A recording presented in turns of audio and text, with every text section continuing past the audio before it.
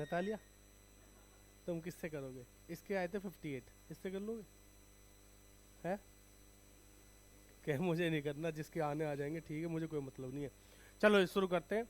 आज ने क्या करते हैं, हम पहले एक पूरा एक बार रिवाइज कर लेते हैं सारे कंसेप्ट को अपने चैप्टर 1 से लेके। पहले पार्टनरशिप को खत्म करते हैं, फिर सेकंड बुक और फिर थर्ड बुक। ठीक है, तो कोशिश करेंगे कि पहले एकदम से पहली बुक जो है उसको खत्म कर लेते हैं, फिर आगे चलेंगे। ठीक है जी, तो चलो देखो, सबसे पहले जो हमारी फर्स्ट बुक है पार्टनरशिप।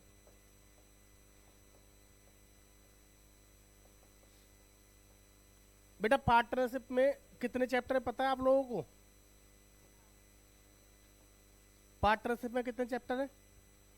सब बुक के हिसाब से देखें तो 7 चैप्टर्स हैं, बट अगर वैसे देखें तो हमारे पास एक तो फंडामेंटल ऑफ पार्टनरशिप, दूसरा क्या है गुडविल, तीसरा रिकॉन्स्टिट्यूशन ऑफ पार्टनरशिप,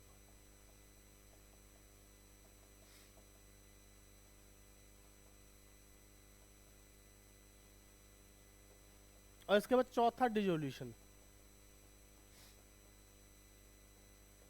बेटा जो हमारी एनसीईआरटी की बुक होती है ना, एनसीईआरटी सुना है नाम? करें कभी क्वेश्चंस? नहीं करे? करें आप लोगों ने, है ना? मेरे जितने भी नोट्स थे उनमें सारे क्वेश्चन एनसीईआरटी के मिले हैं आपको। बाकी आपकी जितनी भी जो भी बुक्स आप पढ़ाई कर रहे हो, चाहे टीएस ग्रेवाल हो, चाहे डीके गोयल हो, जो भी है उसमें भी सारे क्वेश्चन एनसीईआरटी के होते ही होते हैं, हर बुक में होते हैं उसके क्वेश्चन तो। ठीक है ना? पर हमने अलग से एनसीईआरटी की बुक लेके क्वेश्चन ट्राई नहीं करे होंगे कभी, क्योंकि वो सेम क्वेश्चन हम ऑलरेडी कर चुके होंगे। बात समझ में आ रही है जी? तो उसमें अगर आप देखोगे तो वहाँ पे ना ये यहाँ पे इसके 2 पार्ट बना के सेम ऐसे ही 4 चैप्टर वहाँ पे भी हैं। एक ये है, एक ये वाला जो इसमें डाल रखा है रिकॉन्स्टिट्यूशन ऑफ पार्टनरशिप 1 में, फिर 2 है और फिर डिसोल्यूशन है। वहाँ पे भी 4 ही चैप्टर है। और आपका जो मार्क्स की अगर बताऊँ तो वो भी उसी हिसाब से आते हैं जैसे मैं बता रहा हूँ, इसके हिसाब से ही आते हैं। सबसे ज़्यादा नंबर के ना चैप्टर 1 और चैप्टर ये डिसोल्यूशन, अगर देखा जाए इंडिविजुअली देखे जाए तो सबसे ज़्यादा के ये आते हैं। ये अकेला चैप्टर कम से कम 10 नंबर का आता है, 10 मार्क्स का, जिसमें आपके 4 to 5 क्या आते हैं, एमसीक्यूज आते हैं। सिर्फ 4 to 5 एमसीक्यू आते हैं, और 5 to 6 मार्क्स का क्या आता है इसमें आपका थियोरिटिकल यानी कि प्रैक्टिकल क्वेश्चंस आते हैं। या तो 3 नंबर में आएगा, या 3-3 नंबर के 2 आएंगे, या एक 6 नंबर में भी आ सकता है। ठीक है जी, तो इसलिए इस चैप्टर की जो थोड़ी सी वेटेज है वो ज़्यादा होती है, इसकी वजह से सबसे ज़्यादा एमसीक्यू इसमें से आते हैं, आपको बताऊँ मैं। ठीक है, गुडविल अकेला कभी कभी आ जाता है 3 नंबर का, बट उसके साथ आता है, चॉइस के साथ आता है। अकेले में भी आ जाएगा तो 3 नंबर से ज़्यादा का नहीं आता है कभी। पर हाँ, चैप्टर्स के साथ में तो हर चैप्टर में गुडविल की जरूरत पड़ती है, आपको पता ही होगा, है ना? वहाँ पे कैलकुलेशन भी आते हैं और ट्रीटमेंट तो आता ही आता है, तो इसलिए ये थोड़ा सा इंपॉर्टेंट हो जाता है हर चैप्टर के लिए। इसमें ये अकेला चैप्टर बच्चों 8 नंबर का आता है, 8 नंबर का, 8 मैक्सिमम 8 का ही आता है, उससे ज़्यादा नहीं जाता ये। ठीक है, तो मैं अगर कहूँ तो ये दोनों चैप्टर जो पहला और लास्ट चैप्टर जो दोनों को मिलाओगे तो कम से कम 20 नंबर के 2 आते हैं, और पहली बुक आती है 36 मार्क्स की, पता है ना आपको? तो ये जो बचे हुआ चैप्टर है यानी कि change in PSR, admission, retirement और डेथ, 4 चैप्टर ये आते हैं 16 नंबर। ठीक है जी, 16 नंबर में भी 6 नंबर का सवाल फिक्स आता है, किसका? रिटायरमेंट का और एडमिशन का, जिसमें रिवोल्यूशन पार्टनर्स कैपिटल या जनरल एंट्री करने को बोलेगा, वो सीधा सीधा आता है आपके लिए। उसके बाद अगर बात करूँ, उसके बाद जो आपका 3 नंबर का क्वेश्चन है जर्नलिज्म वगैरह और पीएनडल वगैरह को डिस्ट्रीब्यूट करने का, या रिवोल्यूशन के प्रॉफिट लॉस को डिस्ट्रीब्यूट करने का, पक्का पक्का आता है। डेथ का एग्जीक्यूटर अकाउंट पक्का पक्का आता है, या तो एग्जीक्यूटर अकाउंट बोलेगा, या कैपिटल अकाउंट बोलेगा, या उसकी जनरल एंट्रीज बोल देगा, वो भी पक्का पक्का आता है। समझ रहे हो? तो 6, 4, 10, 3, 13, और 3 नंबर का जो है एडमिशन की उसकी पास्ट एडजस्टमेंट और जो कैपिटल वाली वो, या तो एडमिशन से, या हिडन गुडविल का जो टॉपिक है वो। तो ये 16 नंबर के कुछ ये टॉपिक्स हैं, बस 4-5 जो आते हैं, ऐसा नहीं और कुछ है क्या इन चैप्टर्स में अगर आप देखो तो। सर हमने पूरे साल पढ़े हैं, बहुत सारी चीज़ें पढ़ी हैं, देखो अभी आपके अंदर ना दिमाग में अभी तक चीज़ों को घुसाया गया था, बेटा इतनी सारी चीज़ें होती है, ये होता है, ये होता है।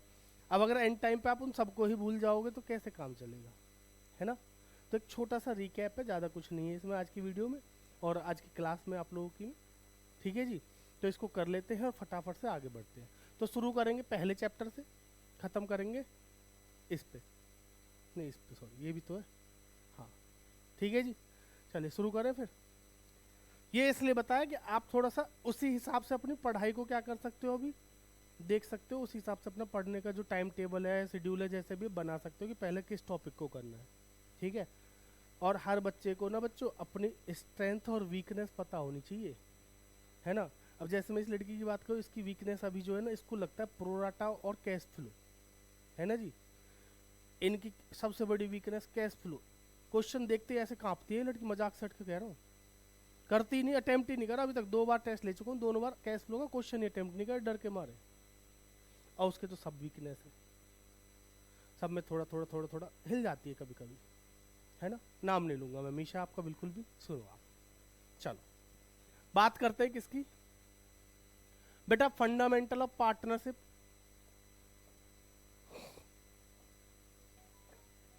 अब आप में से बहुत से बच्चे कहेंगे सर थ्योरी क्यों बता रहे हो। देखिए इस चैप्टर में जो सबसे ज्यादा एमसीक्यू आते हैं, तो इसकी थ्योरी तो बहुत इंपॉर्टेंट है हमारे लिए, इसकी जो थ्योरी है वो इंपॉर्टेंट है हमारे लिए, समझ में आ रही है बात। अब पार्टनरशिप क्या होता है, ये वाली थ्योरी ज्यादा इंपॉर्टेंट नहीं, पर फिर भी सुन लो, पर इसके बाद वाली जो इंपॉर्टेंट है। बताइए जी, शुरू करते हैं। सबसे पहले क्या है, मैं सब नहीं लिखूंगा, बस बोल रहा हूँ और लिख रहा हूँ एक चीज। पार्टनरशिप क्या होता है जी, पार्टनरशिप, पार्टनरशिप याद है, भूल गए, is a relation. Partnership is a relation between 2 और मोर पर्सन। कौन से पर्सन, जो एग्री कर रहे हैं, who have agreed to share profits from the business. कौन सा business, which is carried by all or any of them acting for all. Chhotu सुन ले, समझ में आ रही नहीं, काम आएगा सारा, है ना, अभी कंसेप्ट रिवाइज करो इसलिए कह रहा हूँ। ठीक है जी, क्लियर है। तो पार्टनरशिप क्या होता है समझ में आ गया। अब बात करते क्या, इसके साथ साथ जो इंपॉर्टेंट है बच्चों वो है इसके फीचर्स। क्या है, फीचर्स, यहां से क्वेश्चन बनता है। चलिए जी एक एक करके फीचर्स लिख दूं फिर समझा दूंगा। सबसे पहला फीचर बताइए, सबसे पहला डेफिनेशन में ये ना, partnership is a relation between 2 और मोर पर्सन। तो पहला फीचर क्या हो गया जी, 2 और मोर पर्सन, बहुत बढ़िया। दूसरा बताओ जी, एग्रीमेंट, अग्रीमेंट। तीसरा जल्दी जल्दी बोलो, एग्री टू शेयर प्रॉफिट, तो यानी कि शेयरिंग प्रॉफिट्स। बेटा आप बोल सकते हो, ऐसी कोई दिक्कत नहीं है। चौथा बताओ, है जी, बिजनेस। मुझे पता चला लॉसेज भी बोल रहा है कोई, ऐसा लगा। और पांचवा सबसे इंपॉर्टेंट जो जरूरी है ना जी, किसी भी रिलेशंस के लिए बेटा म्यूचुअल एजेंसी बहुत जरूरी होती है। बात समझ में आ रही है, चाहे रिलेशन कोई भी हो, पार्टनरशिप का हो या कोई और, है ना। कल से त्योहार शुरू हो रहे ना, अच्छा कौन से वाले, पता है ना प्रत्युष, तुझे तो पता ही होगा। देखिए सबसे ज्यादा इन त्योहारों के बारे में पता उसको होता है जिसका कोई नहीं होता है। आओ जी बेटा, 2 और मोर पर्सन की बात कर लें, एक एक करके बात करेंगे फटाफट से, कोई ज्यादा नहीं। मिनिमम कितने होंगे जी, जल्दी बताओ। वेरी गुड, मिनिमम 2, मैक्सिमम कितने, 50, 50, ओके 50। ठीक है जी बेटा, 50 किसने बताए हैं, कौन से एक्ट ने बोले हैं, कंपनीज एक्ट 2013, या फिर और मिसलिनियस कंपनीज रूल्स। देखिए रूल्स 2014, बात समझ में आ रही, 2014। एक सेक्शन याद रखिएगा, सेक्शन 464 है इसके लिए। ठीक है जी, समझ में आ गई बात। तो मिनिमम कितने होंगे 2, मैक्सिमम कितने होंगे 50। ये याद रखने वाली बातें बेटा, लिखने वाली बातें नहीं है। सुनो अभी लिख लेना बाद में, पहले समझो इसको, सुनते रहो, है ना। Minimum 2, maximum 50। ठीक है जी। अब 50 की किसने बताई है, कंपनीज एक्ट 2013 ने। और दूसरा अगर कभी एमसीक्यू में कंपनीज एक्ट ना दिखाई दे तो आपको ये वाला भी दिख सकता है, क्या है, मिसलिनियस कंपनीज रूल्स 2014। ओके जी, ठीक है बेटा। साथ साथ में आपसे पूछता हूं, एज पर किसके हिसाब से, इंडियन पार्टनरशिप एक्ट के हिसाब से कितना, एक्ट के हिसाब से नो लिमिट, याद रखना, कंफ्यूज मत होना, ठीक है जी। मैक्सिमम पार्टनर्स की इसके हिसाब से कोई लिमिट नहीं है, ठीक है ना, ठीक है आदित्य जी, समझ में आ रही है बातें। इसके बाद मैक्सिमम पार्टनर्स की इसके हिसाब से कोई लिमिट नहीं है, बस एक जगह पे ना कभी गलती से एमसीक्यू में आ जाए तो याद रखिएगा, सेंट्रल गवर्नमेंट को जो एम्पावर की गई थी लिमिट वो कितने की थी, 100 की, है ना जी। सेंट्रल गवर्नमेंट को जो लिमिट एम्पावर्ड की थी, अगर एम्पावर्ड वर्ड आपको कहीं दिखाई दे कि मैक्सिमम एम्पावर्ड कितने किए थे सेंट्रल गवर्नमेंट को, तो याद रखना 100, ठीक है। इस पॉइंट पे जो मैक्सिमम क्वेश्चंस बन सकते हैं ना वो इसके अलावा कुछ नहीं है, मैंने आपको बता दी, ठीक है। अच्छा, कौन कौन ऐसे एक पर्सन, ठीक है शिवानी, ऐसे पर्सन जो क्या नहीं बन सकते, पार्टनर नहीं बन सकते, है ना जी।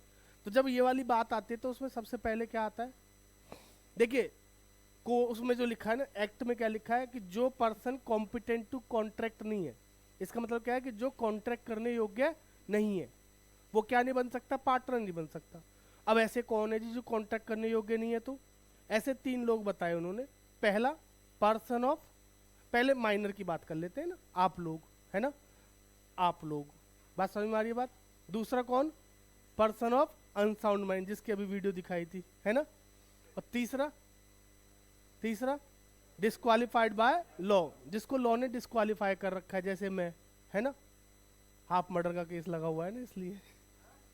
अरे अरे कैमरे के सामने सारी बातें नहीं, चलो सुनो, इतनी बातें क्लियर है जी, कोई दिक्कत, समझ में आ गई सारी बातें, ठीक है।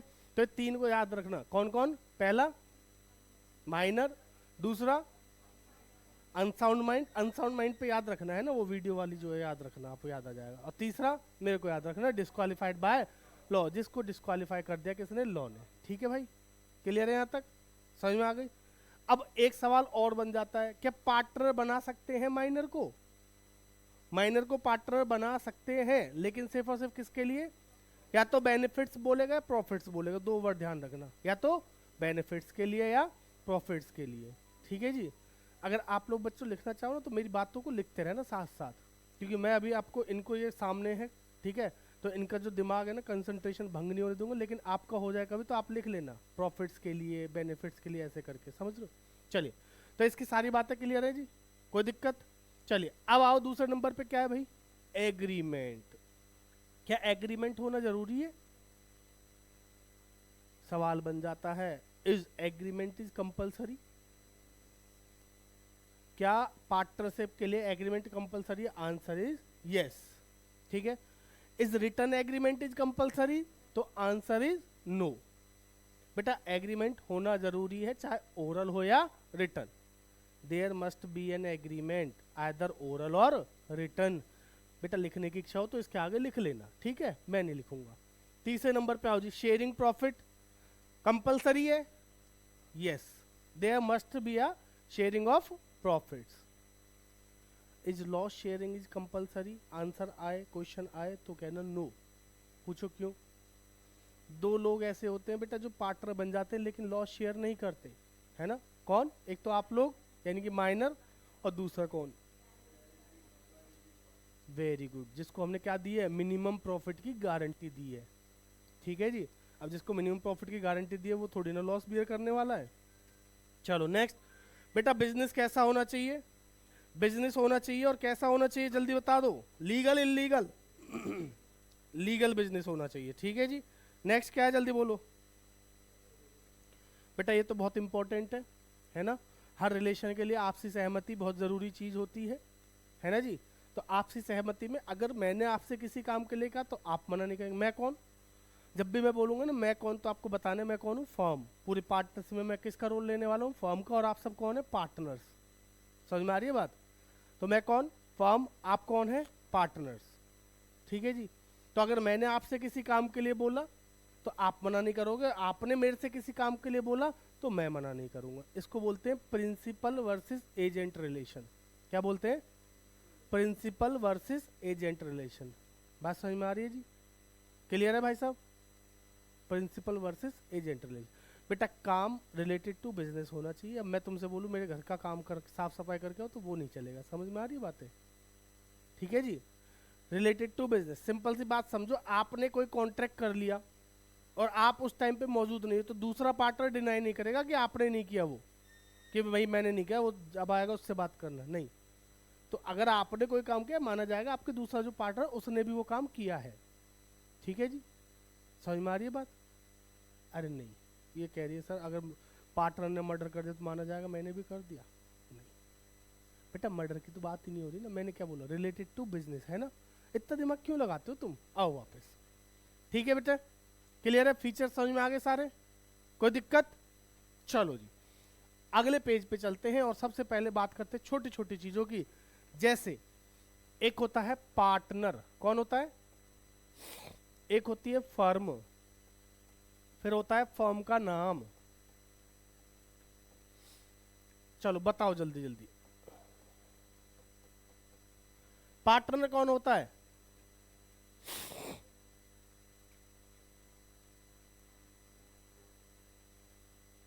भाई देखो, पार्टनर कह रहा ओनर, और कुछ है जी?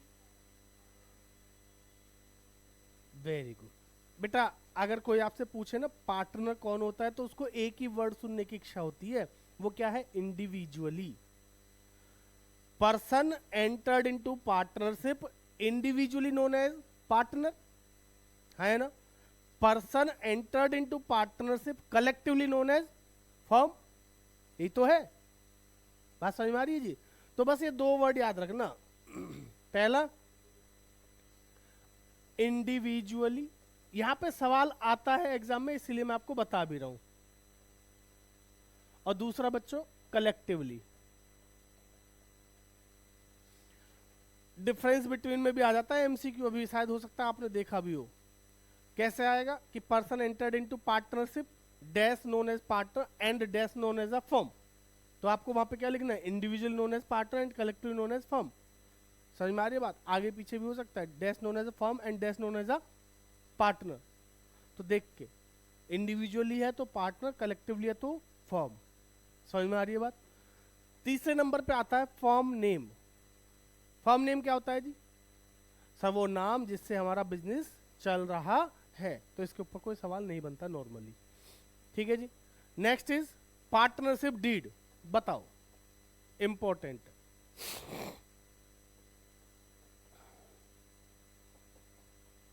डीड क्या होती है? डीड क्या होती है? डीड जब भी बोलेगा तो मतलब याद रखिएगा रिटर्न एग्रीमेंट या डॉक्यूमेंट, आपको जो ठीक लगे बोल लेना। ठीक है जी। तो डीड मतलब रिटर्न एग्रीमेंट। बेटा डीड में क्या क्या लिखा होता है सबको पता है ना? क्या होता है जल्दी बताओ बेटा। सारी चीजें, कैपिटल कितनी रहेगी आपकी, प्रॉफिट शेयरिंग क्या रहेगा आपका, ठीक है, कैपिटल पे इंटरेस्ट कितना रहेगा, इंटरेस्ट ऑन ड्राइंग कितना रहेगा, ठीक है। समझ में आ रही है बात? सारी चीजें किस में लिखी होती है? डीड में। डीड बनाई क्यों जा रही है? क्यों बनाते हैं डीड? जिससे कि आपकी फॉर्म में क्या ना हो, ज्यादा डिस्प्यूट्स वगैरह हो, लड़ाई झगड़े कम हो, है ना। लड़ने वाले फिर भी लड़ लेते हैं। बात समझ में आ रही है जी? पर डीड बनाए जाते हैं कि बिजनेस को थोड़ा लंबा चलाया जा सके। क्लियर? तो डीड में return agreement which contain terms and conditions of the partnership. ठीक है, अच्छी बात है सर। डीड है तो डीड के हिसाब से, डीड में लिखा है इंटरेस्ट ऑन कैपिटल कितना, 10% पर एनम, तो कितना देंगे?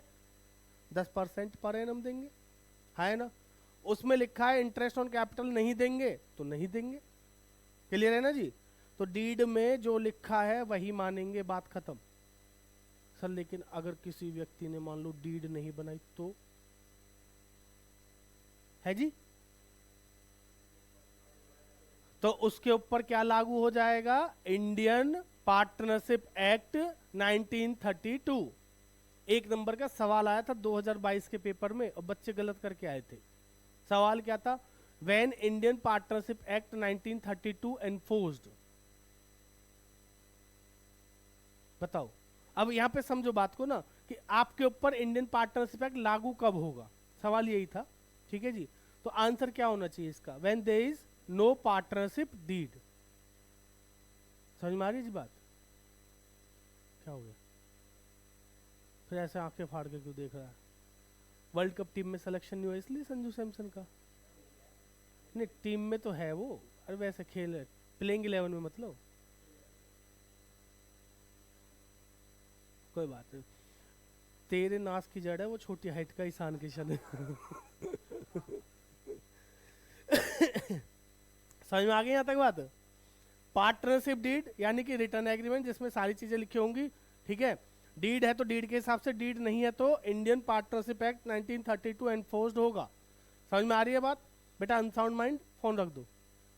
हाँ अब उठ ना जाए फोन, ठीक है। मेरे पास भी कॉल आई है, मैंने उठाया नहीं, साइलेंट कर दिया है।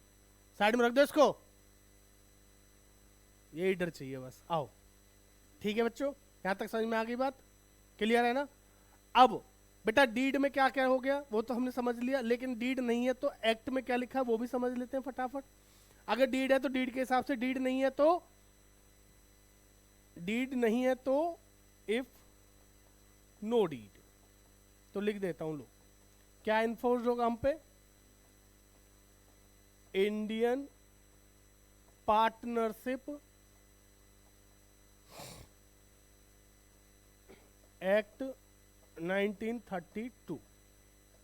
बात समझ में आ गई जी? और डी इसमें क्या लिखा है फटाफट से समझते हैं, जल्दी जल्दी बताएंगे। बताओ प्रॉफिट शेयरिंग रेशियो क्या रहेगा एक्ट के हिसाब से? Equal. Profit sharing ratio equal. Interest on capital not allowed. Interest on drawing not charge. Salary commission या कोई भी रेमुनरेशन नॉट अलाउड। और लास्ट इंटरेस्ट ऑन ड्राइंग, वो इंटरेस्ट ऑन लोन, सॉरी, ध्यान रखना इसको भी, फिर बच्चे कहते हैं सर ये आपने हमें पहले नहीं बताया। इंटरेस्ट ऑन लोन कौन सा वाला बेटा? जो पार्टनर ने फॉर्म को दिया है। समझ में आ रही बात? लोन दो प्रकार के होते हैं, एक जो पार्टनर ने फॉर्म को दिया, एक जो फॉर्म ने पार्टनर को दिया है, ठीक है जी। तो ये जो 6% पर एनम वाला रेट है कौन से का है? जो पार्टनर ने दिया है किसको? फॉर्म को। उस पर कितना लगेगा? 6% पर एनम। कब लगेगा? जब डीड नहीं होगी। डीड है तो, डीड है तो जो डीड में लिखा होगा कि इंटरेस्ट ऑन लोन इतना लगेगा। सर डीड है, डीड में बाकी सब चीजों के बारे में लिखा है लेकिन लोन के बारे में नहीं लिखा, तो 6% पर एनम। बात को समझो। कब अभी जल्दी में किसी ने मेरे से ऐसा सवाल कर दिया, सर डीड है, डीड में लिखा है रेशियो 3:2 होना चाहिए, बट यहाँ पे इंटरेस्ट ऑन कैपिटल के बारे में बताया नहीं। अरे नहीं बताया तो नहीं लगेगा। एक ने तो हद कर दी भाई साहब, कल इंटरेस्ट ऑन ड्राइंग पे 6% का रेट लगा दिया। अरे उसी के पास पेन जाके गिरा ये तो, समझ रहे हो? इंटरेस्ट ऑन ड्राइंग पे 6% पर एनम के हिसाब से इंटरेस्ट लगा के क्वेश्चन कर दिया। डेथ के केस में 3 महीने का 75,000 रुपए का वो दे दिया, उस 75 रुपए का, सिर्फ 75 रुपए का ब्याज। बताओ, ऊपर उसकी आत्मा भी बेचारे तड़प रही होंगी। वीना की। समझ में आया जी? तो आप लोग ऐसा मत करना।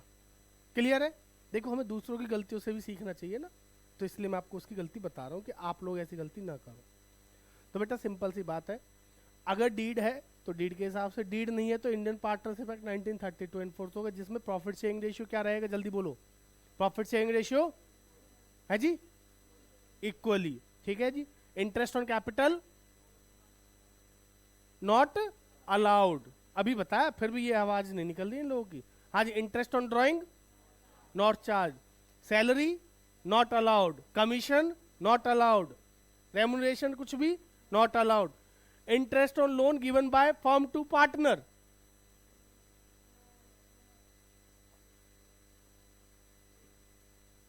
समझ में आ रही बात? बात सुन लो पहले। लोन कौन से वाले कर रहा हूं मैं? जो फर्म ने दिया है पार्टनर को, तो उस पर कुछ नहीं लगेगा अगर डीड नहीं है तो, ठीक है जी। Interest on loan given by partner to firm. बात समझ में आ गई यहां तक? कोई दिक्कत? क्लियर है?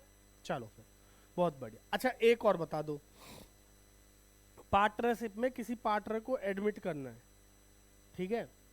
अगर डीड है तो डीड के हिसाब से, डीड में लिखा है भाई 4 पार्टनर है, 3 पार्टनर कह देंगे तो एडमिट कर लेंगे। Majority of partners can admit a new partner, ठीक है जी। बट अगर डीड नहीं है तो सबकी कंसेंट होनी जरूरी है, consent of all the partners, ठीक है जी। याद आ गई इतनी बातें? अब तो नहीं भूलोगे? अब तो जुम्मा जुम्मा 20 दिन बचे हैं भैया पेपर के, आज 25 है, 20 भी नहीं, अब तो 19 ही रह गए, है ना। वो कैलेंडर पर उल्टी गिनती शुरू कर दो अब तो, है ना। 19 दिन बचे तो अब मत भूल जाना, 19 दिन तक तो याद रख ही लोगे। ठीक है भाई साहब, आ रहा है समझ में? पक्का? ठीक, चलिए जी अब फटाफट बात करते हैं, थोड़ा सा प्रैक्टिकल की तरफ बढ़ते हैं, क्योंकि थ्योरी तो इंपॉर्टेंट जो थी वो मैंने बता दी, बट आगे जो प्रैक्टिकल है उसमें भी इंपॉर्टेंट है। प्रैक्टिकल बेस्ड क्वेश्चन ही तो आते हैं नॉर्मली, जैसे इंटरेस्ट ऑन ड्राइंग की कैलकुलेशन आपसे पूछ लेगा, इंटरेस्ट ऑन कैपिटल की कैलकुलेशन पूछ लेगा, समझ रहे हो नहीं?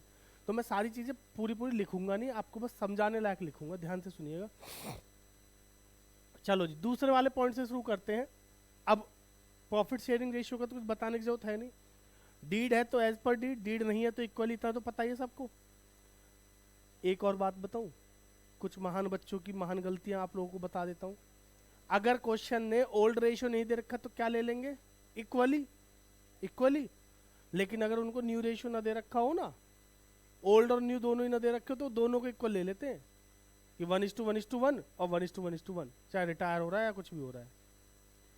अगर ओल्ड रेशियो नहीं दे रखा है तो इक्वली लेंगे, लेकिन न्यू रेशियो नहीं दे रखा है तो उसको निकालने का तरीका दिया होगा आपको हमेशा। बात समझ में आ रही है? उसको कभी भी गलती से इक्वली मत लेना, जैसा न्यू रेशियो नहीं दे रखा इक्वली ले लेते, नहीं, गलत हो जाएगा वरना। समझ में आ गया शिवानी? आ जाओ, अगला है जी हमारा इंटरेस्ट ऑन कैपिटल। बेटा मैं इंटरेस्ट ऑन कैपिटल की सारी बातें ना यहीं पे एक ही जगह पे आपको बता दूंगा, ध्यान से सुनिएगा बस। इंटरेस्ट ऑन कैपिटल की सबसे पहली और खास बात, ये हमेशा किस पे कैलकुलेट होता है? जो याद रखने वाली बातें वो बताऊंगा ना। सबसे पहली बात क्या है मोकी भाई, किस पे कैलकुलेट होता है? ओपनिंग कैपिटल पे। ठीक है जी, किस पे कैलकुलेट होगा? ओपनिंग कैलकुलेटर, ओपनिंग कैलकुलेटर पे नहीं, ओपनिंग कैपिटल पे। ठीक है जी। दूसरी इंपॉर्टेंट बात, इंटरेस्ट ऑन कैपिटल क्या है? एप्रोप्रिएशन ऑफ प्रॉफिट है, चार्ज अगेंस्ट प्रॉफिट है। एप्रोप्रिएशन ऑफ प्रॉफिट है, भाई प्रॉफिट होगा तो देंगे, नहीं होगा तो नहीं देंगे, और इसके ऊपर अभी बात भी करेंगे। क्लियर है? It is an appropriation of profit. याद रखना इन बातों को, ये बहुत इंपॉर्टेंट बातें बता रहा हूं मैं आपको। लिखने का मन करे तो लिख लेना। ठीक है जी, चलो फिर। अच्छा, इंटरेस्ट कितने टाइम का देंगे? देखो बेटा, इंटरेस्ट चाहे कैपिटल का हो, ड्राइंग का हो, लोन का हो, काय का भी हो, हमेशा याद रखना जितने टाइम पैसे को यूज किया उतने टाइम का ब्याज लगेगा। जितने टाइम पैसे को किसने यूज करा, भाई मैं फर्म, मैं पैसा यूज करूंगा तो मैं ब्याज उतने टाइम का ही दूंगा जितने टाइम मैंने यूज किया है। आप पार्टनर, आप ब्याज दोगे तो आप भी उतने टाइम का दोगे जितने टाइम आपने यूज किया है। ठीक है सर, क्वेश्चन ने टाइम ही नहीं बताया।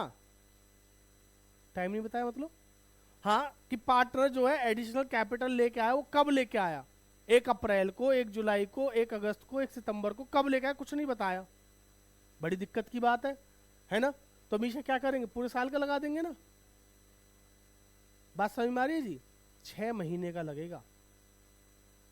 अगर मुझे टाइम पीरियड नहीं बताया किसी भी चीज का, चाहे कैपिटल का हो, ड्राइंग का हो, लोन का हो, कुछ भी हो, समझ में आ रही है बात? ये नहीं बताया कि वो पैसा आया कब है या पार्टनर ने लिया कब है, बस बोला है कि साल के दौरान लिया है। साल के दौरान तो कभी भी ले सकता है ना जी। तो बेटा किसी का नुकसान ना हो इसलिए हम 6 महीने का लगा लेंगे, बेस्ट ऑप्शन हमारे पास वही होता है। ठीक है, साल भर का लगाओगे तो किसको नुकसान है? फर्म को। अगर इंटरेस्ट ऑन कैपिटल की बात करो तो फर्म को नुकसान है। कम का लगाऊंगा, नहीं लगाऊंगा तो मेरा उसका नुकसान है, पार्टनर का। मतलब उल्टा बोल दिया हो, देख लेना जो भी है। समझ में आ गया ना? बात खत्म। अगर पूरे साल का लगाया तो किसका नुकसान है? फर्म का। नहीं लगाया तो किसका नुकसान है? आपका। आपको पैसा नहीं मिलेगा। बोला तो सही था, पता नहीं क्या सर, नहीं ऐसे हाथ हिला था इसलिए कंफ्यूज हो गया। चलो क्लियर है यहाँ तक? कोई दिक्कत? ठीक है जी। तो बेटा आपको जो बातें बताई थी वो समझ में आ गई? आ गई ना? क्या क्या जल्दी बता दो एक बार फिर से। ओपनिंग कैपिटल पर कैलकुलेट करते हैं, एप्रोप्रिएशन ऑफ प्रॉफिट होता है, जितने टाइम पैसे के उतने टाइम का लगाएंगे। रेट अगर पर एनम में है, और क्या बोला है, कभी ये बताया नहीं कि कब किया है, कैपिटल कब लेके आया, विड्रॉ कब किया है, तो उस पर 6 महीने का लगेगा। ठीक है जी। और अगर रेट पर एनम का नहीं है तो पूरे साल का लगेगा। बात समझ लेना। ठीक है, वैसे इसमें नहीं होता, वो इंटरेस्ट ऑन ड्राइंग में होता है नॉर्मली। आपको रेट नहीं बताया कि रेट कितने टाइम का है, पर एनम बोला है। एक तो होता है 10% पर एनम। 10% पर एनम का मतलब क्या है कि पूरे साल का जो ब्याज है वो 10% है, और एक मैं बोल रहा हूँ कि 10% का ब्याज है। इन दोनों बातों में फर्क है नहीं है? मैंने आपको 1 लाख रुपए दिए, मैंने आपसे कहा कि आपको इस पैसे पे 10% पर एनम के हिसाब से ब्याज देना है, ठीक है जी। ये पैसा इनको मैंने 1 जुलाई को दिया, तो ये मेरे को कितने महीने का ब्याज दे देंगे? 9 महीने का। मैंने इनको 1 लाख रुपया दिया, मैंने कहा जी आपको 10% का ब्याज देना है। कितने देना है? कब तक का देना है? ये परसों को आए पैसे वापस लेके, लो जी अपने 1 लाख रुपए। मैं कह अरे आप तो बाद में देने वाले थे। क्या नहीं मेरा काम इतना ही था, हो गया। मैं कि तो अच्छा कितने? कि 1 लाख। मैं कि 10,000 और दो। कि क्यों? मैं कि रेट 10% बोला था, पर एनम नहीं बोला था मैंने। समझ में आ रही है बात? 10% का मतलब क्या है कि आप चाहे एक दिन यूज करो या पूरे साल यूज करो, 10% लगेगा। बात समझ में आई ना? तो पर एनम का मतलब है पूरे साल का है, और 10% का मतलब है कि 10% का पूरा ब्याज है। चाहे आप 10 दिन बाद पैसे देने आओगे तो भी 10% ही आपको देना पड़ेगा। ये वाला नॉर्मली ना, जो मार्केट में जो छोटे छोटे वो बैठे ना आजकल फाइनेंशियल, जो रेडी वालों को पैसा देते हैं, वो ये वाला ब्याज लेते हैं। समझ रहे हो? क्या बोलते हैं तो रेहटी बोलते हैं हमारे इधर, तो बाकी पता नहीं, है ना जी। आप लोगों को कौन सा वो करना है छोड़ो ना, इग्नोर मारो। क्लियर है ना यहाँ तक? चलिए फटाफट से बेटा इंटरेस्ट ऑन कैपिटल की बात कर लेते हैं। इसमें भी ना कभी कभी क्वेश्चन खेल जाता है आपके साथ। देखो इंटरेस्ट ऑन कैपिटल होता क्या है? Appropriation of profit. बट अगर क्वेश्चन ने कहा जी हम चार्ज अगेंस्ट प्रॉफिट मान रहे हैं, क्या मान रहे हैं, तो हम क्वेश्चन से पंगे नहीं लेंगे, उसके हिसाब से ही क्या करेंगे, ट्रीटमेंट करेंगे। ठीक है, तो आईओसी का ट्रीटमेंट मेरे को आपको समझाना है। When it is an appropriation, और दूसरा क्या है, चार्ज अगेंस्ट प्रॉफिट। बताइए जल्दी फटाफट बेटा। अगर एप्रोप्रिएशन है तो क्या करेंगे, जल्दी बोलो भाई। 3 ही सिचुएशन हो सकती है। पहली, हमें क्या हुआ, लॉस। क्या हुआ हमें, लॉस। अब लॉस है तो क्या लॉस के केस में इंटरेस्ट देंगे? भाई एप्रोप्रिएशन का मतलब क्या है कि प्रॉफिट है तो देंगे वरना नहीं देंगे। चार्ज का मतलब क्या है, प्रॉफिट हो या लॉस देना ही पड़ेगा। बात समझ लेना दोनों। हाँ जी, लॉस के केस में देंगे, नो इंटरेस्ट अलाउड या गिवन, कुछ भी लिख लेना। ठीक है जी। अगर एप्रोप्रिएशन बोला है और लॉस हुआ है तो कोई इंटरेस्ट नहीं दिया जाएगा, याद रखना इस बात को। ठीक है भाई साहब। सेकंड, सर प्रॉफिट है, क्या है, प्रॉफिट। अब यहां पे भी 2 सिचुएशन बन सकती हैं। प्रॉफिट क्या हो सकता है, इंटरेस्ट से ज्यादा, या इंटरेस्ट से क्या हो सकता है, कम। बताओ कौन सी वाली ले पहले, इंटरेस्ट से ज्यादा है। ठीक है जी। प्रॉफिट क्या है, प्रॉफिट मोर देन आईओसी है। Profit is more than IOC, profit ज्यादा है, आईओसी कम है। भाई सिंपल सी बात है, मुझे प्रॉफिट हुआ 50,000 का, इंटरेस्ट देना कितने का, 30,000 का, तो क्या 50,000 में से 30,000 नहीं दे पाऊंगा? आराम से दे देंगे। सब फिर भी 20,000 बच गए, तो 20,000 को क्या करेंगे, रेशियो में बांट देंगे, रेशियो में डिस्ट्रीब्यूट कर देंगे। यही तो करते थे दक्ष, याद आ रहा है कुछ? हाँ, तो बेटा इसके लिए क्या है, नॉर्मल केस है, तो नॉर्मली एज यूजुअल जैसे आप करते आ रहे हो, है ना जी। एप्रोप्रिएशन अकाउंट बना के इसको क्या कर देंगे, बैलेंस प्रॉफिट को, बैलेंस प्रॉफिट किस में डिस्ट्रीब्यूट करेंगे, distributed in PSR, profit sharing ratio में। ठीक है जी। जो बैलेंस बचेगा इंटरेस्ट के बाद का, जो 20,000 है, उसको क्या कर देंगे, रेशियो में डिस्ट्रीब्यूट कर देंगे। क्लियर। तीसरे नंबर पे आ जाते हैं, प्रॉफिट ओहो हो कम है, लेस देन किससे, आईओसी से। प्रॉफिट कम, आईओसी ज्यादा। अब क्या करें बेटा, बात को समझो। अभी क्या है, प्रॉफिट तो 30,000 का है, लेकिन इंटरेस्ट कितने का मेरे पास, 50,000 का। एक का 30,000 और दूसरे का 20,000, तो क्या सही है ना बेटा ना। शिवानी कह रही सर एक काम करो, 30,000 में से एक का 30,000 दे दो, बी को मना कर दो। ऐसे थोड़ी है, उसको बुरा नहीं लगेगा, लगेगा ना। बात समझ में आ रही है नहीं, है ना। देखो अगर आपको इंसाफ करने के लिए बोला जाए तो इंसाफ उस हिसाब से करो कि दोनों में से किसी को दिक्कत ना हो। तो बेस्ट ऑप्शन क्या लग रहा है भाई? अगर मुझे एक व्यक्ति को, देखो ऐसे समझो, मैं आपको यहां बना के दिखा रहा हूं, टोटल है मेरे पास 30 और मुझे एक को देने 30 और एक को देने 20, तो टोटल 50। सर 30 में से 50 तो दे नहीं पाएंगे ना, और मैं अपनी जेब से भी नहीं दे सकता। क्या फॉर्म अपने पास से पैसा दे सकते हैं? अरे फॉर्म के पास भी तो पैसा किसका है? पार्टनर्स का ही तो है। बात समझ में आ रही है जी? तो आपसे ले भी नहीं सकता और मैं फालतू दे भी नहीं सकता, मजबूरी ये है। तो अभी मेरे पास बेस्ट ऑप्शन क्या है? अगर मैं 30 में से 30 इसको दे दूं तो दिक्कत है, इसको बुरा लगेगा। सर इसको 20 दे दो, इसको 10 दे दो, तो उसको बुरा लगेगा। तो बेस्ट ऑप्शन ये नहीं है कि एक काम करते हैं, जो 30,000 है ये 30,000 दे दो, किस रेशियो में? इसी वाले रेशियो में, यानी 3 और 2 में। तो इसको कितना मिला? 18। इसको कितना मिला? 12। बात समझ में आ गई? तो दोनों को एक सेम प्रोपोर्शन में क्या हो रहा है? पैसा कम हो रहा है। ना उसको बुरा लगेगा ना उसको बुरा लगेगा। बात समझ में आ रही है जी? क्लियर है जी? तो इसको बोलते हैं कौन सा रेशियो? इंटरेस्ट ऑन कैपिटल कह लो या कैपिटल रेशियो कह लो, बात एक ही है, हमेशा सेम आएगा। समझ में आ रही है बात? ठीक है जी। तो क्या करेंगे बताओ? डिस्ट्रीब्यूट प्रॉफिट अवेलेबल किसमें? As a IOC. बेटा इसको ना कुछ बच्चे पार्टनर्स कैपिटल लिख के बांट देते, नहीं, ये इंटरेस्ट ऑन कैपिटल के रूप में ही बेटे, क्योंकि हम आईओसी तो दे रहे हैं, है ना। तो यहां पे क्या लिखेंगे हम? 2 आईओसी, ए और बी कितना कितना? 18,000 और 12,000। तो मैं इसलिए ये लिख रहा हूं आपके हिसाब से, आपकी भाषा में, है ना। अंग्रेजी के वर्ड है, बस भाषा नॉर्मल वाली है। Distribute profit available as IOC, किस रेशियो में? इन, बताओ जल्दी, इंटरेस्ट ऑन कैपिटल और या फिर कैपिटल रेशियो, दोनों बातें ही क्या होंगी? हमेशा सेम होंगी। बेटा इस वाले टॉपिक पे एग्जाम में एक एमसीक्यू या फिर एक 3 नंबर का सवाल पक्का पक्का आता ही आता है हर साल। ठीक है जी? तो इसको मत भूलना। कल वाले पेपर में भी शायद ऐसा सवाल था, एक पहला वाला नहीं था? नहीं था? अच्छा अच्छा अच्छा, समझ में आ गया जी?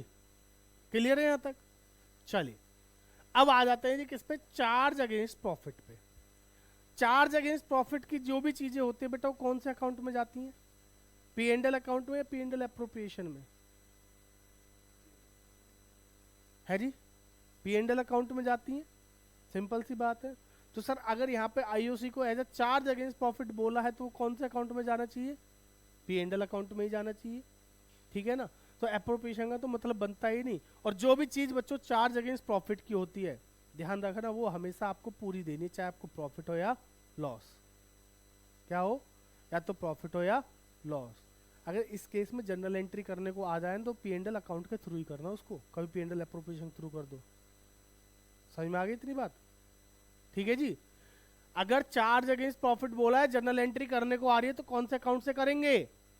पी एंड एल अकाउंट से करेंगे, एप्रोप्रिएशन नहीं करेंगे। ठीक है? समझ में आ गई यहां तक की कहानी? क्लियर है? इसमें और कुछ तो है नहीं। कैलकुलेशन सिखानी पड़ेगी आईओसी की, बोलो सिखा दो।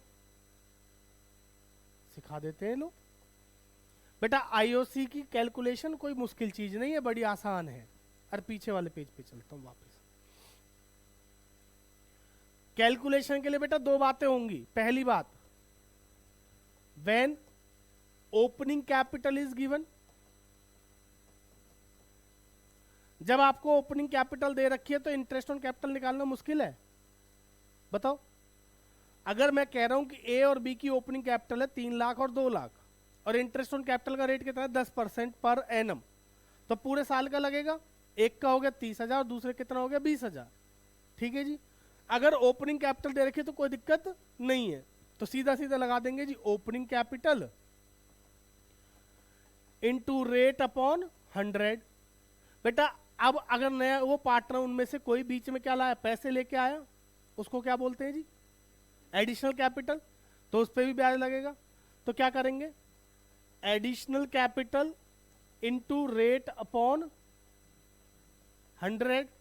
अब एडिशनल कैपिटल तो साल के बीच में आई है, तो उस पर क्या पूरे साल का लगेगा? नहीं, कितने टाइम का? जितने टाइम पैसे को यूज किया है, जितने टाइम पैसे को यूज किया है ना। इंटू 6/12 हमेशा नहीं करेंगे। बात समझो, मैंने क्या बोला? अगर एडिशनल कैपिटल साल के बीच में आई, कब आई है नहीं बताया तो 6 महीने का लगेगा, बट अगर टाइम पीरियड दे रखा है तो टाइम पीरियड लेंगे। ठीक है ना, समझ में आ गई बात? इनटू क्या कर देंगे? Time period upon 12। क्लियर बेटा? कैपिटल विड्रॉ और ड्राइंग में फर्क होता है, याद रखिएगा। क्या बोला मैंने?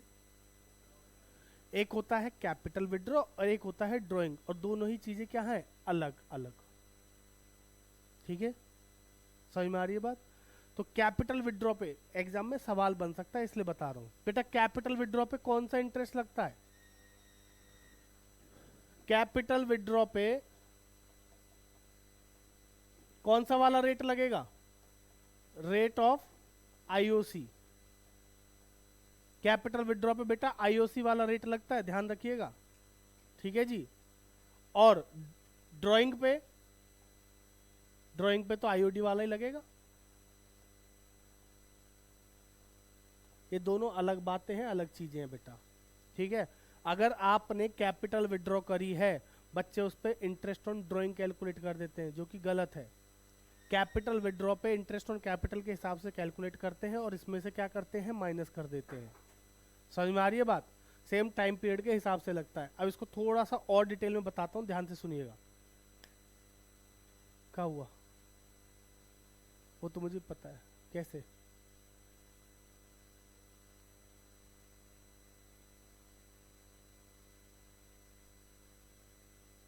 हंस क्यों रहा है बे?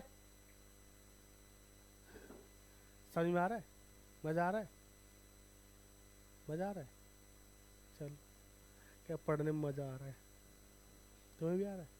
और तुम्हें? इनको पता नहीं आ रहा होगा, इन्हें बेचारे बैठे हैं ना फोन के सामने या लैपटॉप के सामने। स्कूल नहीं गया? क्यों? अब तो बीएसटी पढ़ ले भाई, मैम की कॉल आती रहती है। मैम बड़ी परेशान है तुम्हारी, परसों आई थी। कही सर क्या होगा इन बच्चों का? मैं कि भगवान ही मालिक है जी, पढ़ लो थोड़ा सा। अभी पढ़ाई वढ़ाई कैसे कर रहे हो तुम लोग? कर रहे हो नहीं कर रहे अभी? अब तो 19 दिन बचे हैं। तुम तो यही करना। हाँ जी, पढ़ाई वढ़ाई कर रहे हो नहीं कर रहे? कैसे कर रहे हो? कौन कौन से सब्जेक्ट पढ़ रहे हो अभी? अभी मैथ पढ़ रहे हो? अच्छा, और अकाउंट्स है? कह रहे बट ट्यूशन में जो आप पढ़ा देते हो बहुत है। अबे भैया, अकाउंट को सीरियसली ले लो, पहला पेपर अकाउंट्स का ही है ना तुम्हारा। तो अभी अकाउंट मैथ घर पे जो पढ़ना है ना, ट्यूशन के जो क्लास की जो पढ़ाई है, इसको पढ़ाई मत माना करो। ये वाली जो पढ़ाई है ना, इसको पढ़ाई मत माना करो, और उसको कभी काउंट भी मत किया करो कि मैंने आज 4 घंटे पढ़ाई करी तो उसमें 3 घंटे ट्यूशन में पढ़ लिए थे।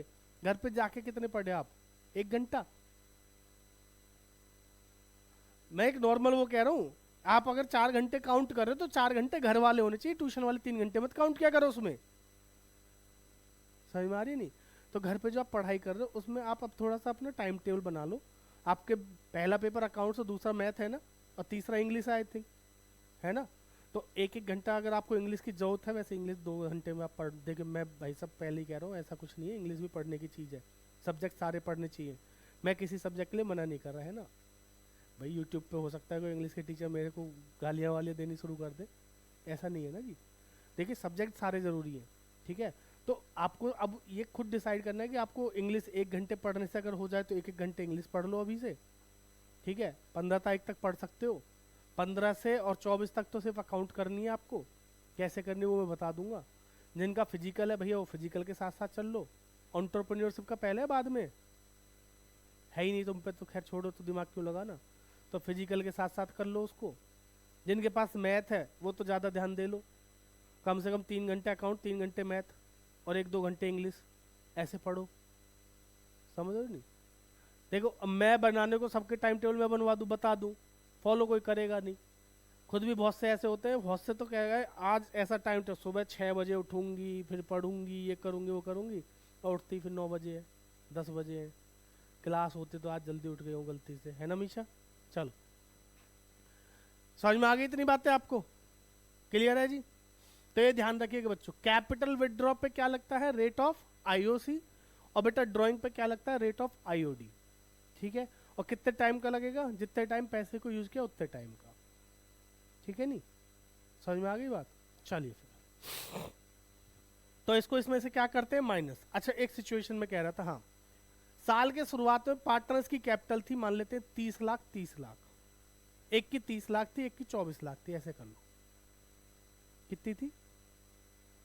30 लाख और 24 लाख। ठीक है जी। 1 अक्टूबर को जाके उन्होंने अपनी कैपिटल दोनों ने डिसाइड करी कि अब जो कैपिटल है वो हमारी कितनी रहेगी? 25 लाख 25 लाख। कितनी रहेगी? दोनों की 25 लाख 25 लाख सेम रहेगी। सही करा गलत करा? 30 लाख वाले को बुरा लग रहा था, इसलिए उसने कहा आप बराबर रखेंगे। तो मैं आपसे ये पूछना चाहता हूं कि जिसकी कैपिटल ए की 30 लाख थी, अब कितनी हो गई? 25। तो ए ने 5 लाख रुपए की क्या करी? ड्राइंग करी या कैपिटल विड्रॉ किया? इसको बोलते हैं कैपिटल से विड्रॉ करना। ठीक है, और उसकी पहले कितनी थी? 24 लाख। अब कितनी हो गई? 1 लाख, है ना? तो इसने क्या करी? एडिशनल कैपिटल लेके आया। सपोज इंटरेस्ट ऑन कैपिटल का जो रेट है हमारा वो है 10% पर एनम का। रेट क्या है? 10% पर एनम का। आप मुझे इसका इंटरेस्ट ऑन कैपिटल बता दो बस, ए और बी का। सवाल ही है। अब आप कैलकुलेट करना शुरू करो, मैं लिखना शुरू करता हूं। ए और बी दो पार्टनर हैं। 1 अप्रैल को इनकी कैपिटल दे रखी है, इसकी 30 लाख और इसकी 24 लाख। 1 अक्टूबर से इसकी कैपिटल कितनी हो गई जी? 25 लाख, और इसकी भी कितनी हो गई? 25 लाख। आईओसी का रेट है बच्चों कितना? 10% पर एन। फाइंड करो आईओसी जल्दी, देखते हैं कौन बताएगा मेरे से पहले। एक आंसर आया जी मेरे पास 2,75,000 और दूसरे का 2,45,000। चेक कर लेंगे अभी बाकियों का क्या आ रहा है जी।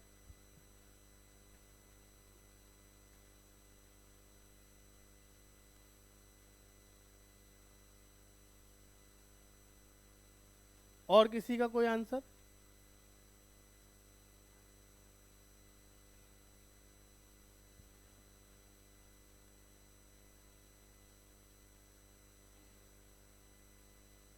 सही है जी? ये सही लग रहा है आपको? ये देखिए, अब आप इसको कैसे निकाल सकते हो? हाँ जी, सही है। नहीं है? आपका क्या आया? अच्छा, जल्दी निकालो ना। देखो, आप अगर बोर्ड के पेपर की तैयारी करके पेपर देने जा रहे हो तो इतना टाइम नहीं लगना चाहिए अब, है ना जी? एमसीक्यू में ऐसे सवाल आते हैं बेटा। आईयूसी निकालने के लिए, आईयूसी नहीं आईओसी, आईओसी निकालने के लिए आपको ऐसे कोई सिंपल वो नहीं देगा, ऐसे नॉर्मली थ्योरी में लिख के देगा, ऑप्शन दे देगा, फटाफट निकालना है आपको। हो सकता है वो एक का ही पूछे, ए का पूछे, बी का ना पूछे आपसे। आया? हाँ जी, नहीं आया? बहुत बढ़िया। देखो, मैं आपको बताऊं थोड़ा सा, 2 तरीके हैं इसको करने के जी। आप 30 लाख पे पूरे साल का लगा लो, 10% कितना हुआ? 3 लाख। 2.5 लाख पे 6 महीने का लगा लो, कितना हो गया? 1,25,000। 1,25,000 तो 3 लाख में से 1,25,000 माइनस कर दो तो कितना आ गया? कितना आएगा? 2,75,000 आएगा। 3 लाख में से 1,25,000 माइनस करेंगे तो और कितना? 175 आएगा ना शायद। कैसे? अरे बेटा सॉरी, 5 लाख पे लगाओ, 25 लाख थोड़ी है, 5 लाख किया है ना उसने। विड्रॉ कितना किया वो देखो ना, 30 लाख पे पूरे साल का, फिर इसने 5 लाख रुपए विड्रॉ कर लिया, तो 5 लाख पे 6 महीने का लगाओ ना।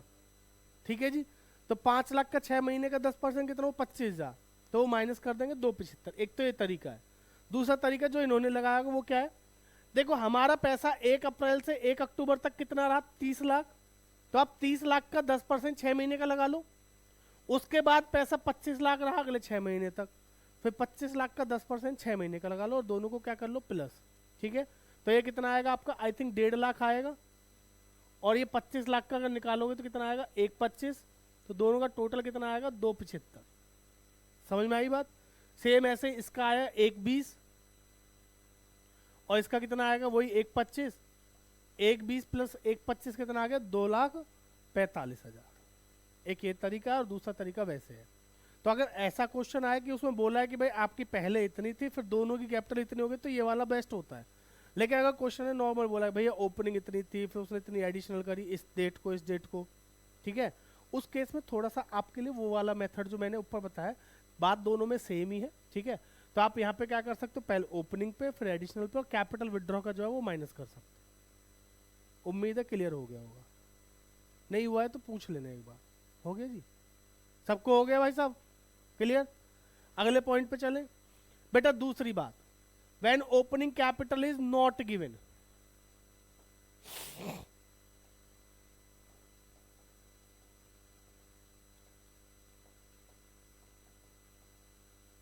अगर ओपनिंग कैपिटल नहीं दे रखी, जल्दी जल्दी बोलेंगे फटाफट, क्या करोगे, तो ओपनिंग कैपिटल निकाल लेंगे, बाकी तरीका सेम रहेगा। ओपनिंग कैपिटल कैसे निकालोगे जी, ओपनिंग से क्लोजिंग जाते टाइम जो चीजें क्या करी थी प्लस करी थी उनको क्या कर देंगे माइनस, जो माइनस करी थी उनको क्या कर देंगे प्लस।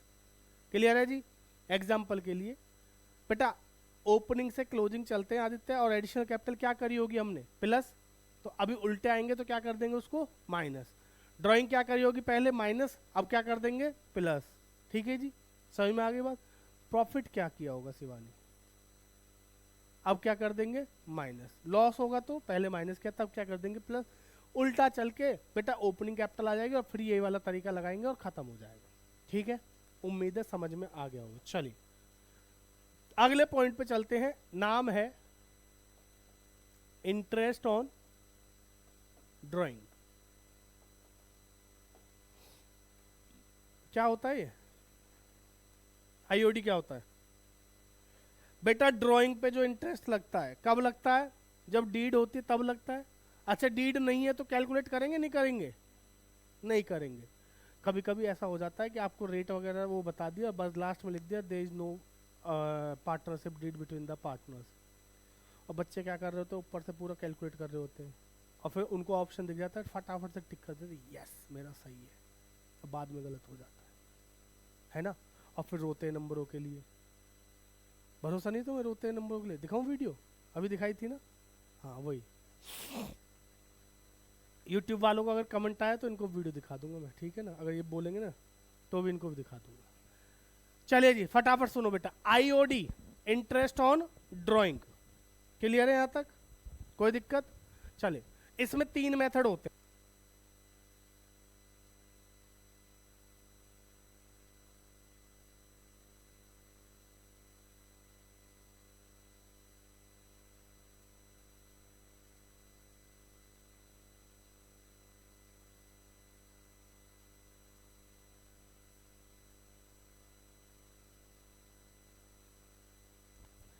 बेटा टोटल कितने मेथड है हमारे 3, एक सिंपल एक प्रोडक्ट और तीसरा एवरेज पीरियड मेथड।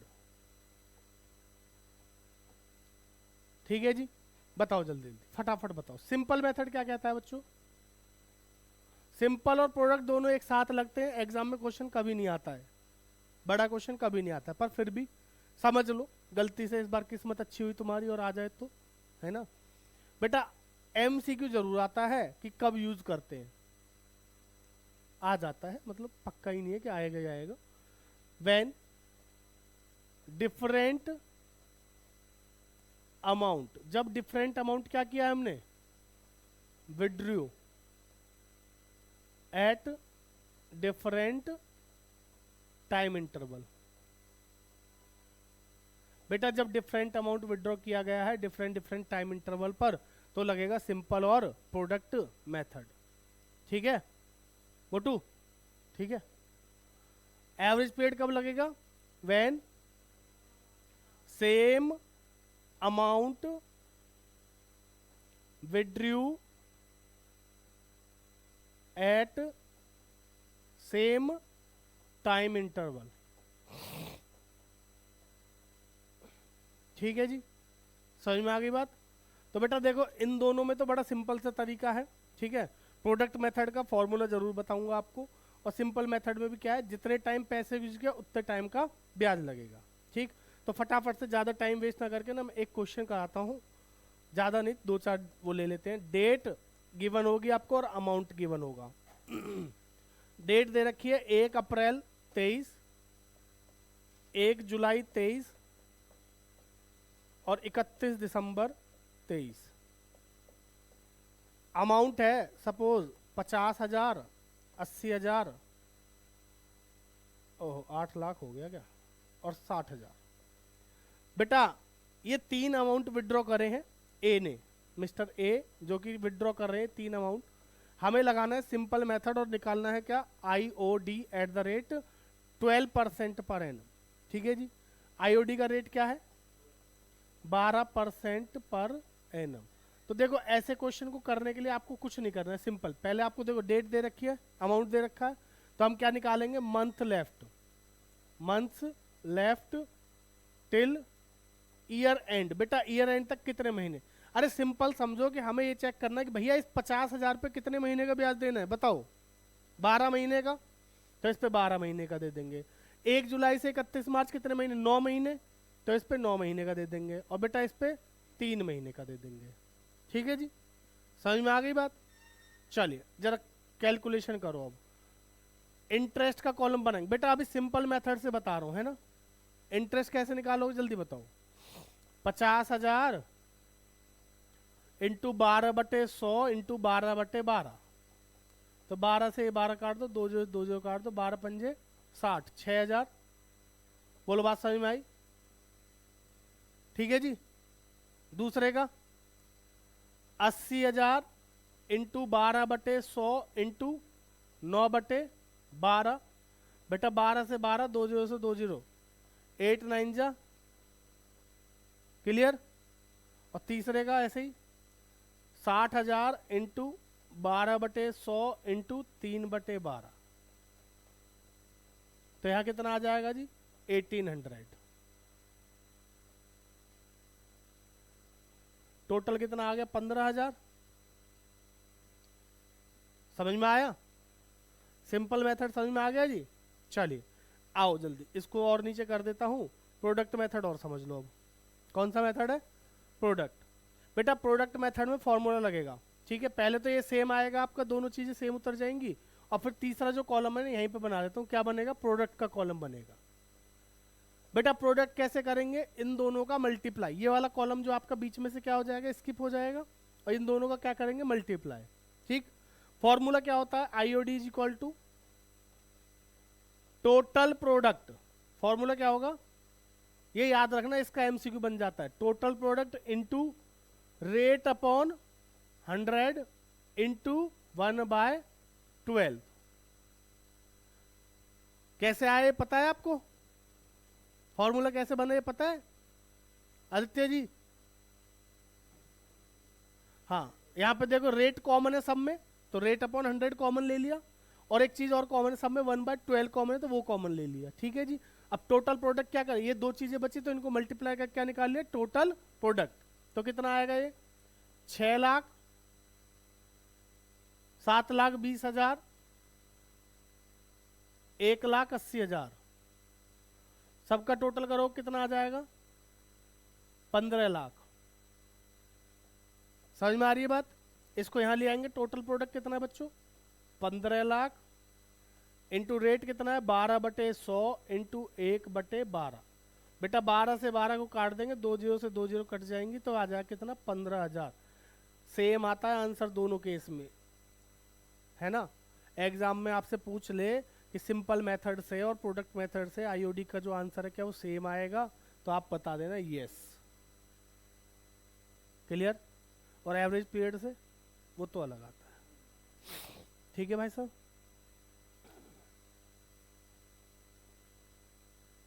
तो ये हमारा पूरा IOD खत्म, क्लियर है जी, कोई दिक्कत तो नहीं है। अभी बचा है क्या, एवरेज पीरियड मेथड। भैया एवरेज पीरियड मेथड में गुडविल का, उसका गुडविल कह रहा हूं उसका IOD का फॉर्मूला बोलो। बेटा IOD इज इक्वल टू क्या होता है जल्दी बोलो, हाँ जी, टोटल ड्राइंग फोन चलवाऊं,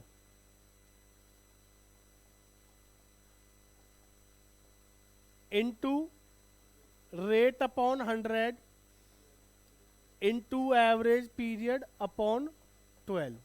बेटा सबसे ज्यादा एमसीक्यू इस टॉपिक से बनते हैं, कहीं से भी बन जाएगा। इंटरेस्ट ऑन ड्राइंग भी पूछ सकता है, टोटल ड्राइंग पूछ सकता है, रेट पूछ सकता है, और कुछ नहीं मिलेगा तो एवरेज पीरियड पूछ सकता है। ठीक है ना, तो इसको ध्यान रखना। टोटल ड्राइंग निकालना बड़ा मुश्किल है, शिवानी सुन लो बेटा, बहुत मुश्किल चीज है ये। तो टोटल ड्राइंग कैसे निकालेंगे, ध्यान से सुनिएगा। टोटल ड्राइंग निकालने के 3 चीजें होंगी आपको, या तो कैसे किया होगा विड्रॉ, मंथली, या किया होगा क्वार्टरली, या किया होगा हाफ ईयरली। 3 ही तरीके से कर सकते हैं ना विड्रॉ। तो अगर हमने करी है मंथली, पता है आपको आशुतोष क्या पता है?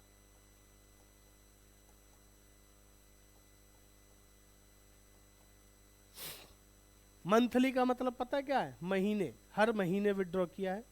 हर महीने कैसे कर सकते हो आप? पहली तारीख को, 15 तारीख को, या एंड में। बोलते हैं beginning of each month, mid of each month, या एंड ऑफ ईच मंथ। ठीक।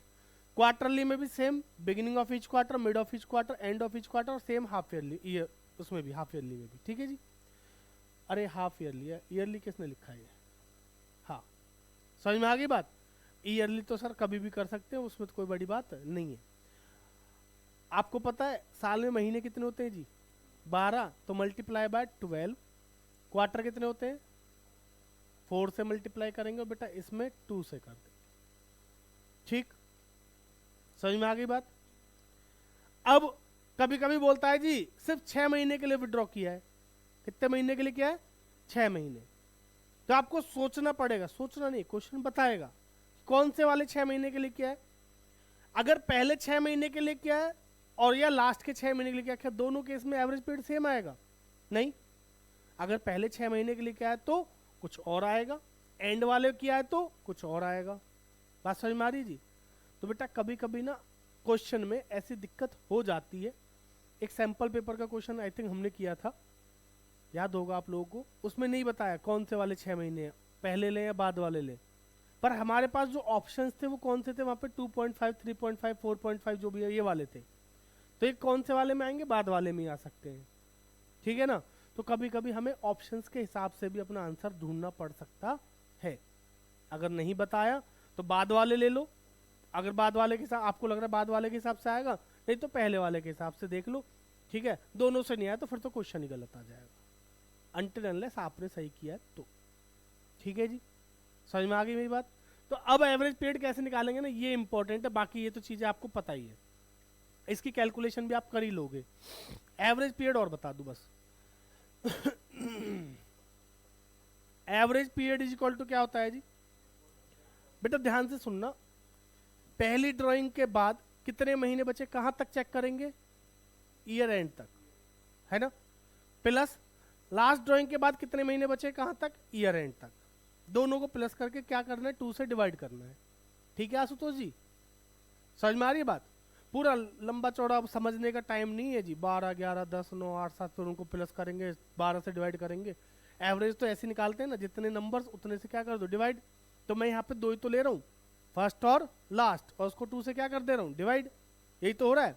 ठीक है, तो लो मैं लिख देता हूँ आप लोगों के लिए। Month left after first drawing till year and. बेटा मैं अभी ना लिख के बता रहा हूं आपको, इसलिए हो सकता है टाइम लग रहा है, वरना मैं इसको तो आधे घंटे में खत्म कर देता।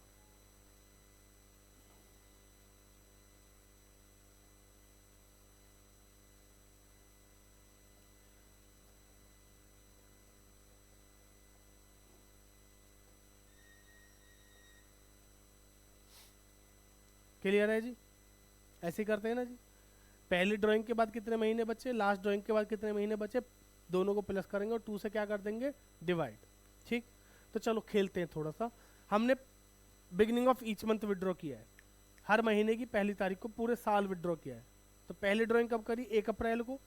तो 1 अप्रैल से 31 मार्च कितने महीने? 12। लास्ट कब किया होगा? देखो विड्रॉ ऐसे हुआ ना, 1 अप्रैल, 1 मई, 1 जून, 1 जुलाई, 1 अगस्त, 1 सितंबर, और लास्ट कब किया? 1 मार्च, 1 मार्च। समझ में आ रही है बात? तो पहली ड्राइंग 1 अप्रैल को करी, कितने महीने? 12। लास्ट कब करी? 1 मार्च को। कितने महीने बचे? 1। 12 और 1 पता कितने होते हैं? 13/2 करो, कितना आएगा? सिंपल, ठीक है। एंड ऑफ ईच मंथ होता तो पहला कब किया? 30 सितंबर है, अप्रैल, कुछ भी बुलवा देती है, 30 अप्रैल बेटा। हाँ, क्या पहला कब किया? 30 अप्रैल।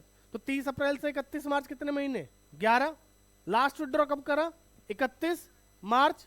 कितने महीने? 0। 11 + 0 करेंगे, पता कितना आएगा? 11 ही आएगा, है ना? कैरी 0। बताओ बेटा, 11 + 0 11 ही होता है। मल्टीप्लाई करते हैं ना अगर 0 में किसी चीज का तो 0 होता है। इतना भी नहीं पता तुम्हें? समझ में आ रही है बात? अपॉन 2 करेंगे, कितना आ जाएगा? 5.5। ओके, कोई दिक्कत? अब जरा क्वार्टर का समझो। साल में कितने क्वार्टर होते हैं? 4। एक क्वार्टर कितने महीने का होता है? 3 महीने का होता है। पहला विड्रॉ कब करेंगे? 1 अप्रैल को, दूसरा 1 जुलाई को, तीसरा 1 अक्टूबर को, और चौथा 1 जनवरी को। तो 1 अप्रैल से 31 मार्च कितने महीने है? 12 ही ना। और लास्ट कब किया? 1 जनवरी। तो कितने महीने? 3। 12 और 3 15/2। समझ में आई बात? रटने की जरूरत है ही नहीं कुछ। कहीं पे कंफ्यूज होगे तो ऐसे दिमाग लगा कर लोगे। अब मैं आपको याद करा दूं भाई, बिगिनिंग ऑफ ईच मंथ तो 6.5, एंड ऑफ ईच मंथ तो 5.5, बीच में तो 6, है ना? अगर आप देखो तो मंथ में 0.5 का ही तो गैप है। बीच वाला पकड़ लो 6, तो 0.5 ऊपर कर दो तो बिगिनिंग, 0.5 नीचे कर दो तो एंड। सेम ऐसे क्वार्टर में कितने महीने होते? 3। तो 0.5 × 3 करना 1.5, तो तीनों में 1.5 का गैप आएगा। तो 6 में प्लस कर दो 1.5, 7.5, और माइनस कर दो 1.5, तो 4.5, है ना जी? अब क्वार्टर हाफ ईयर में कितने महीने होते हैं जी? 6 होते हैं ना। 0.5 × 6 कितना होता है? 3। और मिड में कितना आता है? 6। तो 3 प्लस करोगे तो बिगिनिंग, 3 माइनस करोगे तो एंड, है ना? रटने वाले बच्चे जो समझने वाले होंगे समझ गए होंगे। चलो, आप ये समझ गए ना? ठीक। अच्छा चलो एक काम करते हैं। दक्ष, हमने विड्रॉ करा सिर्फ पहले 6 महीने के लिए। कितने महीने? पहले 6 महीने के लिए विड्रॉ किए, ठीक है जी? तो बताओ, पहली ड्राइंग कब करी? 1 अप्रैल, दूसरी 1 मई, 1 जून, 1 जुलाई, 1 अगस्त, 1 सितंबर, 1 अक्टूबर को करता, उससे पहले 30 सितंबर को बीवी मायके चली गई। वाह, अब नहीं करना। बात समझ में आ रही है जी? पहली ड्राइंग के बाद, अरे प्रत्युष की, मेरी नहीं, पहली ड्राइंग के बाद कितने महीने बचे? पूरे एंड तक देखना बेटा, 31 मार्च ईयर एंड है ना हमारा। कितने महीने बचे? 12, ठीक है जी। लास्ट ड्राइंग कब हुई? 1 सितंबर को। कितने महीने बचे? 7। 12 और 7 19, 19/2 9.5, ठीक है जी। सेम ऐसे ही अगर मैं एंड ऑफ ईच मंथ करता हूँ, वही पहले 6 महीने, तो पहला विड्रॉ कब करा? 30 अप्रैल। और लास्ट कब करा यहाँ पे? 30 सितंबर। 30 अप्रैल और 30 सितंबर। तो यहाँ से कितने बचे? 11। और यहाँ से कितने बचे? 7, वो 6, 11 और 6 17 होते हैं, 18 होते हैं। 11 और 6 17/2 8 पॉइंट। समझ में आ रही है बात? आ रही समझ में? नहीं? अगर लास्ट के 6 महीने में विड्रॉ करता हूँ तो यानी कि पहला विड्रॉ कब से शुरू करता हूँ? 1 अक्टूबर से। पहला कब करता? 1 अक्टूबर। तो 1 अक्टूबर से 31 मार्च कितने महीने? 6 महीने बचे जी। और लास्ट कब करा? 1 मार्च को। तो कितने बचे? 1, 6 और 1 7, 7/2। समझ में आ रही बात? और अगर एंड ऑफ ईच मंथ होता तो वहां पे कब करता? पहला 31 अक्टूबर। तो कितने बचते? 5 + 0/2, तो 2.5। उम्मीद है समझ में आ गए होंगे। ये सारे एवरेज पीरियड बता दिए मैंने आपको कैसे निकालने हैं, ठीक है ना? अब पहले वाले अगर बोलेगा क्वेश्चन तो पहले वाले के हिसाब से निकालना, बाद वाले बोलेगा तो बाद वाले के हिसाब से निकालना। दोनों नहीं बोलता है तो किसके हिसाब से? ऑप्शंस के हिसाब से। क्लियर है जी? और ये जो जितना भी निकलता है ना भाई, 2.5, 3.5, 7, 9.5, 8.5, ये जो निकले ये सब किस में निकले? मंथ्स में। किस में निकले? ओके, ठीक है। क्लियर है यहाँ तक? आईओडी क्लियर हो गया? कैलकुलेट कर लोगे बेटा। अगर आपको ये दे दे, ये दे दे, ये दे दे, ये तो आप निकाल ही लोगे, मतलब ये और ये दे दे बस, तो ये दोनों में से आप निकाल लोगे, रेट निकलवा लेगा तो निकाल लोगे ना। अगर आपको क्वेश्चन आईओडी बता दे, ड्राइंग बता दे बिगिनिंग ऑफ ईच मंथ या एंड ऑफ ईच मंथ, और आपसे पूछे रेट कितना है, तो रेट निकाल लोगे। ये दे दे, ये दे दे, ये दे दे, तो ये निकाल लोगे, ठीक है ना। ये दे दे, ये दे दे, ये दे दे, तो ये निकाल लोगे। ऐसे समझ गए ना बेटा? कुछ भी दे दे, ये फॉर्मूला पुट करके सब कुछ निकल जाएगा अगर दिमाग है तो, ठीक है जी। एक्स वैक्स लेके भी कर सकते हो आप, अगर एक्स से प्यार है आपको, है ना। चलो नेक्स्ट, अगला पॉइंट पे आते हैं, अगले पॉइंट पे आते हैं, ठीक है जी। नेक्स्ट इज, अगर मैं बात करूं मैं कहां से पढ़ा रहा हूं, मैं नेक्स्ट पॉइंट क्या है मेरा, देखो पार्टनरशिप वाली वो याद है, डीड वाली, डीड है तो डीड के हिसाब, डीड नहीं है तो इंटरेस्ट ऑन कैपिटल हो गया, ड्राइंग हो गया, समझ गए। प्रॉफिट शेयरिंग बता दिया था आपको, इक्वली होगा। उसके बाद क्या था, सैलरी कमीशन रेमुनरेशन, सैलरी निकालनी सिखानी है आपको, हाँ बता देता हूँ, ठीक है सुन लो। तो अगर क्वेश्चन ने बोला बेटा सैलरी है 2000 पर मंथ, तो आपको पूरे साल की लेनी है। साल की सैलरी पता कितनी होगी, 24,000। समझ में आ रही है बात? एक पार्टनर की सैलरी है 6,000 रुपये पर क्वार्टर, साल की पता कितनी होगी, 24,000। एक पार्टनर की सैलरी है बेटा 12,000 पर हाफ ईयर, तो साल की कितनी होगी, 24,000। एक पार्टनर की सैलरी है 24,000 पूरे साल की, तो 24,000। पर एक इंपॉर्टेंट बात बताऊं, डेथ वाले चैप्टर में काम आएगी। क्वेश्चन ने बोला salary of a partner is 24,000 per annum. बात सुनना ध्यान से, क्या बोला, सैलरी क्या है उसकी पर एनम। वो हमारे साथ फर्म में रहा 31 दिसंबर तक, मान लेते हैं। कब तक रहा, 31 दिसंबर तक, ठीक है जी। उसके बाद क्या हुआ भाई, हो सकता है वो छोड़ के चला गया, या फिर अपनी इच्छा से गया या ऊपर वाले की इच्छा से, देखिए दोनों ही केस में सेम बात होगी। तो मुझे बताओ उसको सैलरी 24,000 देंगे या कुछ कम बढ़ती करेंगे, उसमें से कम करेंगे ना जी, क्योंकि 24,000 बच्चों पर एनम है, और हमें हमेशा सैलरी उतने टाइम की ही देनी है जितने टाइम वो हमारे साथ रहा है। जैसे ब्याज जितने टाइम पैसा यूज किया उतने टाइम का देंगे, वैसे ही सैलरी भी जितने टाइम काम करेगा कोई उतने टाइम का ही देंगे ना भाई, हराम का पैसा थोड़ा ही है, क्यों मोकी भाई? आगे सैलरी समझ में? अच्छा सैलरी क्या है जी, एप्रोप्रिएशन प्रॉफिट है, चार्ज अगेंस्ट प्रॉफिट है, और बता दो चलो जल्दी बोलो जल्दी। कह दोनों होती है बेटा, कौन सी सैलरी, बिल्कुल सही बात है, ऐसी बात नहीं है। मैंने बोला सैलरी है ना, और इसको ये नहीं पता मैं यहाँ पे पार्टनर की सैलरी की बात करूँ, क्योंकि अब हम पार्टनरशिप में तो पार्टनर की सैलरी की बात कर रहे हैं। और बेटा पार्टनर की जो सैलरी होती है वो क्या होती है, एप्रोप्रिएशन ऑफ प्रॉफिट। अगर मैं यहाँ पे साफ बोल दूं सैलरी ऑफ एन एम्प्लॉय क्या है, चार्ज या एप्रोप्रिएशन, तो चार्ज अगेंस्ट प्रॉफिट।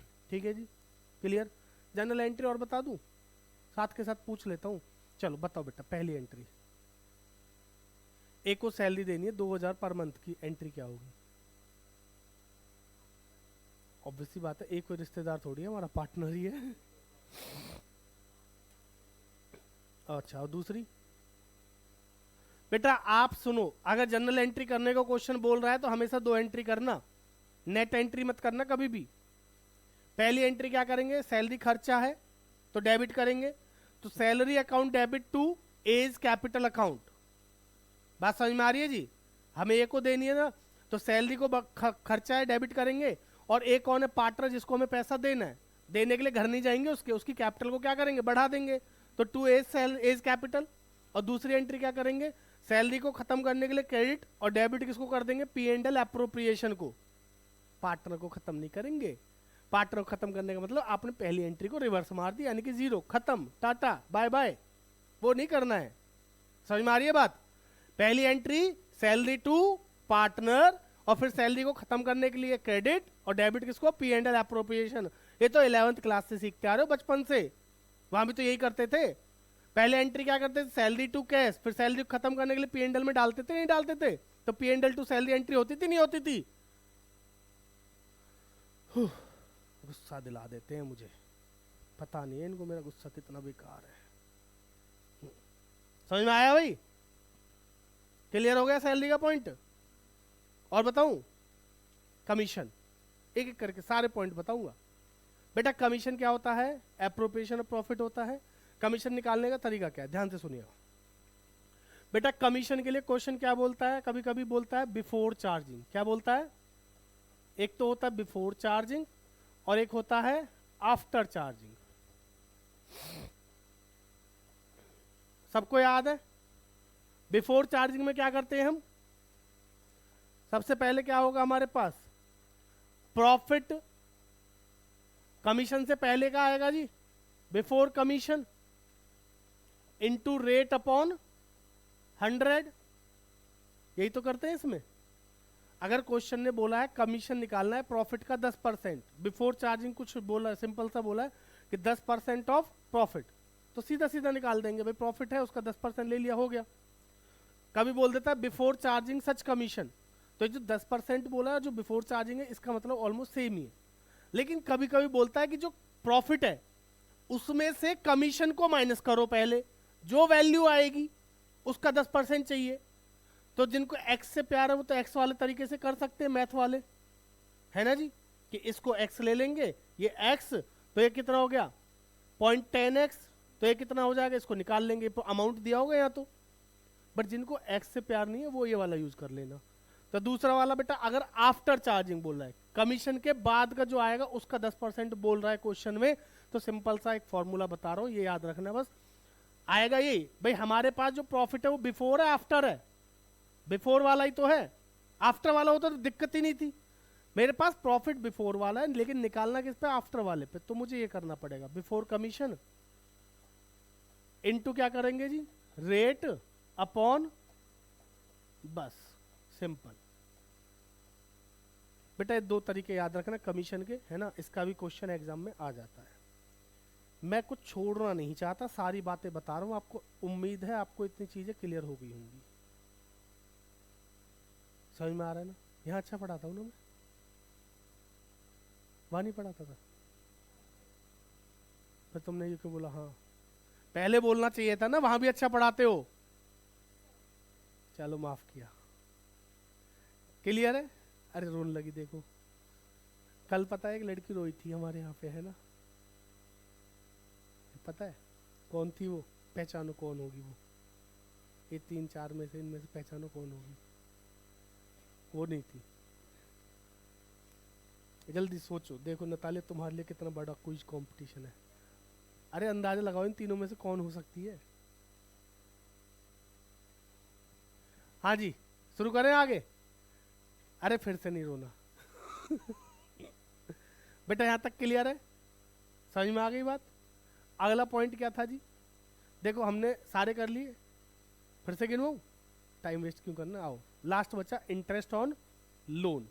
आओ इंपॉर्टेंट है बेटा, इस पे सबसे ज्यादा एमसीक्यू बनते, क्वेश्चन में आता ही आता है ये, तो इसको मत भूलना। और इसके साथ साथ चलता है ये रेंट पेड टू अ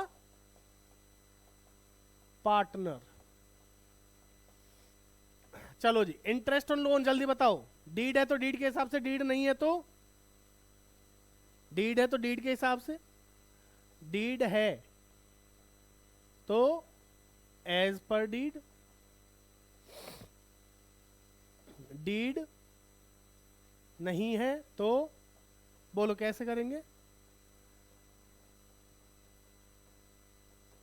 ये पर एनम को मत भूलना, फिर कह रहा हूं, शुरू से अब तक 50 बार बोल चुका हूं ये बात, मैं फिर कह रहा हूं, पर एनम मत भूलना। एग्जाम में 6% और 6% पर एनम दोनों ऑप्शन दे देता है ये, तो इस पे लगाना पर एनम वाले पे।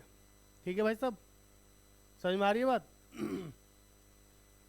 और ये दोनों ही बेटा क्या होते हैं हमारे? एप्रोप्रिएशन है, चार्ज है,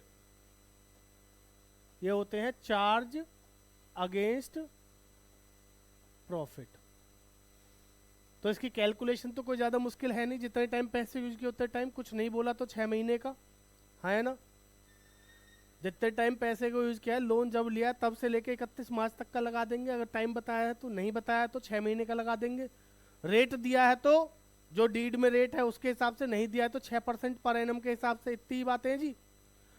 इंपॉर्टेंट बातें ये है कि चार्ज अगेंस्ट प्रॉफिट होता है, पहली बात क्या होता है ये? चार्ज अगेंस्ट प्रॉफिट है, तो कहां पे आएगा? पी एंड एल अकाउंट में जाता है। किस में जाता है? पी एंड एल अकाउंट के डेबिट साइड में जाता है। ठीक है जी, समझ में आ गई बात। और दूसरा कहाँ जाएगा? कैपिटल अकाउंट में जाएगा या लोन अकाउंट में जाएगा? तो ये पार्टनर्स के लोन अकाउंट में जाता है। ठीक है जी, तो मैं लिख देता हूं debited in P and L account, और दूसरा क्या है जी? Credited in partners loan. बेटा ये बात सिर्फ मैंने इसकी करी है लोन की, ठीक है? ये वाली जो है सिर्फ इंटरेस्ट ऑन लोन जो है वो चार्ज अगेंस्ट प्रॉफिट है, debited in P and L account होता है, और चार्ज इसमें जाता है क्रेडिटेड टू पार्टनर्स लोन। ये भी चार्ज अगेंस्ट प्रॉफिट होता है। डेबिट कहाँ होगा? पी एंड एल अकाउंट में होगा। और दूसरा कहाँ पे जाएगा? कैपिटल में जाएगा, नहीं जाएगा ये? हाँ जी, rent paid to partner capital account में जाएगा नहीं? हे मेरे भगवान, बेटा rent paid to partner direct pay करते हैं, ठीक है ना? इसकी डायरेक्ट पेमेंट कर देंगे, कैपिटल में नहीं लेके जाते। समझ में आ रही है बात? क्लियर है? ठीक है जी।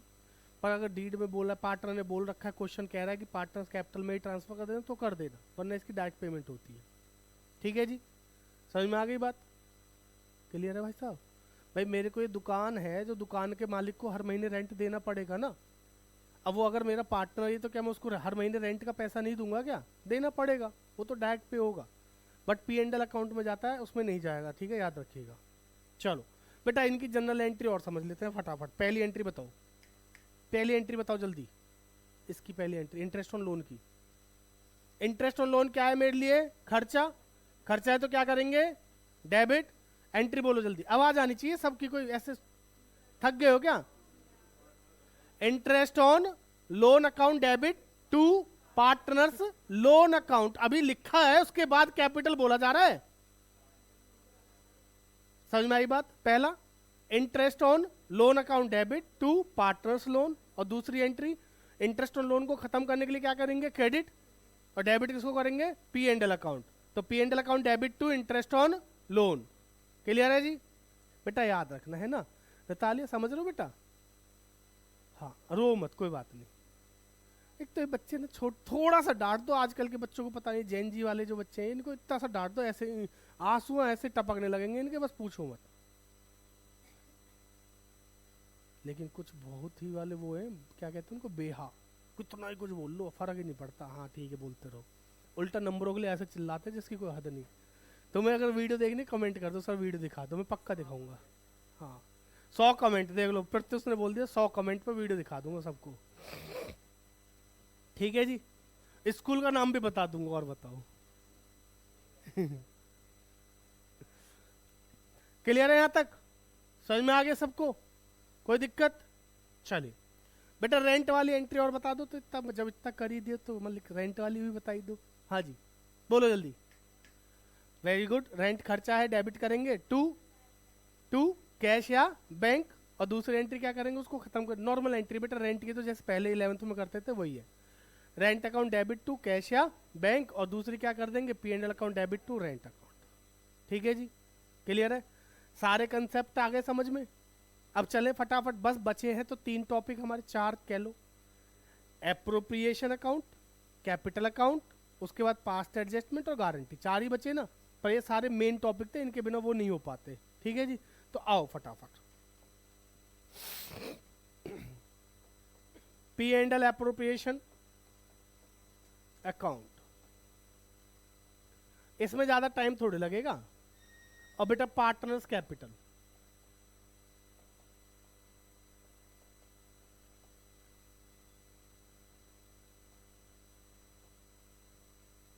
बेटा ध्यान से सुनो। पार्टनर्स कैपिटल कुछ इस प्रकार से बनता है हमारा। अरे तुम्हें बताऊंगे तो तुम सबको पता होना चाहिए। चलो फिर भी बना देता हूँ। कुछ बच्चे ऐसे होंगे जो बेचारे पहली बार ही पढ़ रहे होंगे, पूरे साल ऐसे इधर उधर घूमे होंगे, उनके लिए बना रहा हूँ बस। ध्यान से सुनो भाई, जल्दी सुनो। एप्रोप्रिएशन अकाउंट कौन बनाता है? जल्दी जल्दी बोलो, कौन बनाता है? फर्म। किसके लिए बनाती है? पार्टनर के लिए। हाँ है ना? तो इसके अंदर सारी चीजें कौन सी आएंगी? पार्टनर से रिलेटेड वाली आएंगी। कौन सी वाली आएंगी? पार्टनर से रिलेटेड वाली आएंगी। क्लियर है जी? तो सबसे पहले ध्यान रखिएगा बच्चों, इधर क्या आएगा, by P and L.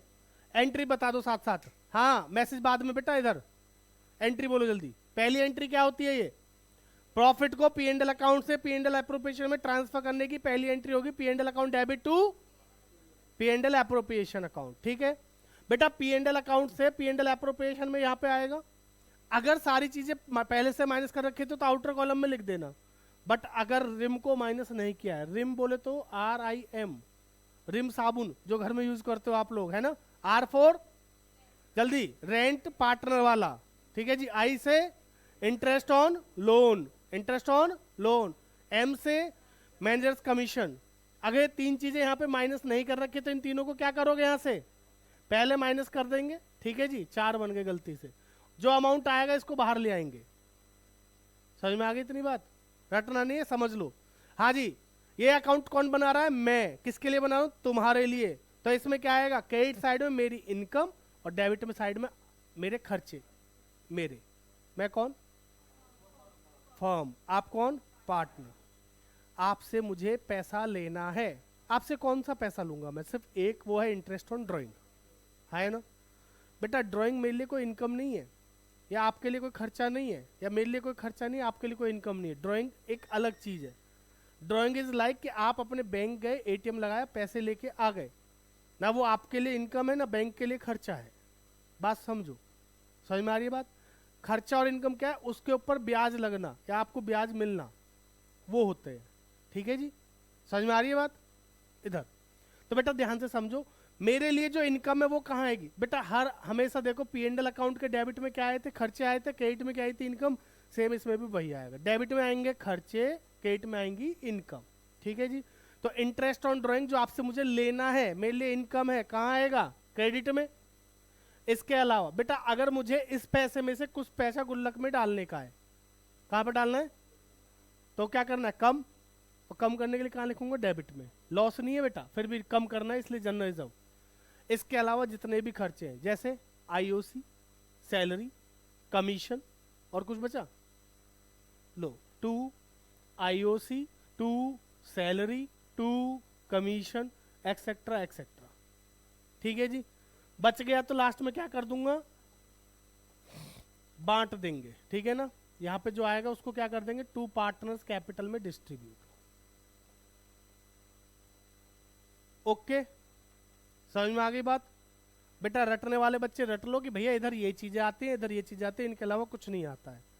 Question में दिखे पीछे जैसे सिखाई है अभी कैलकुलेट करनी, वैसे कैलकुलेट करके बस लिखना है आपको, और कुछ नहीं।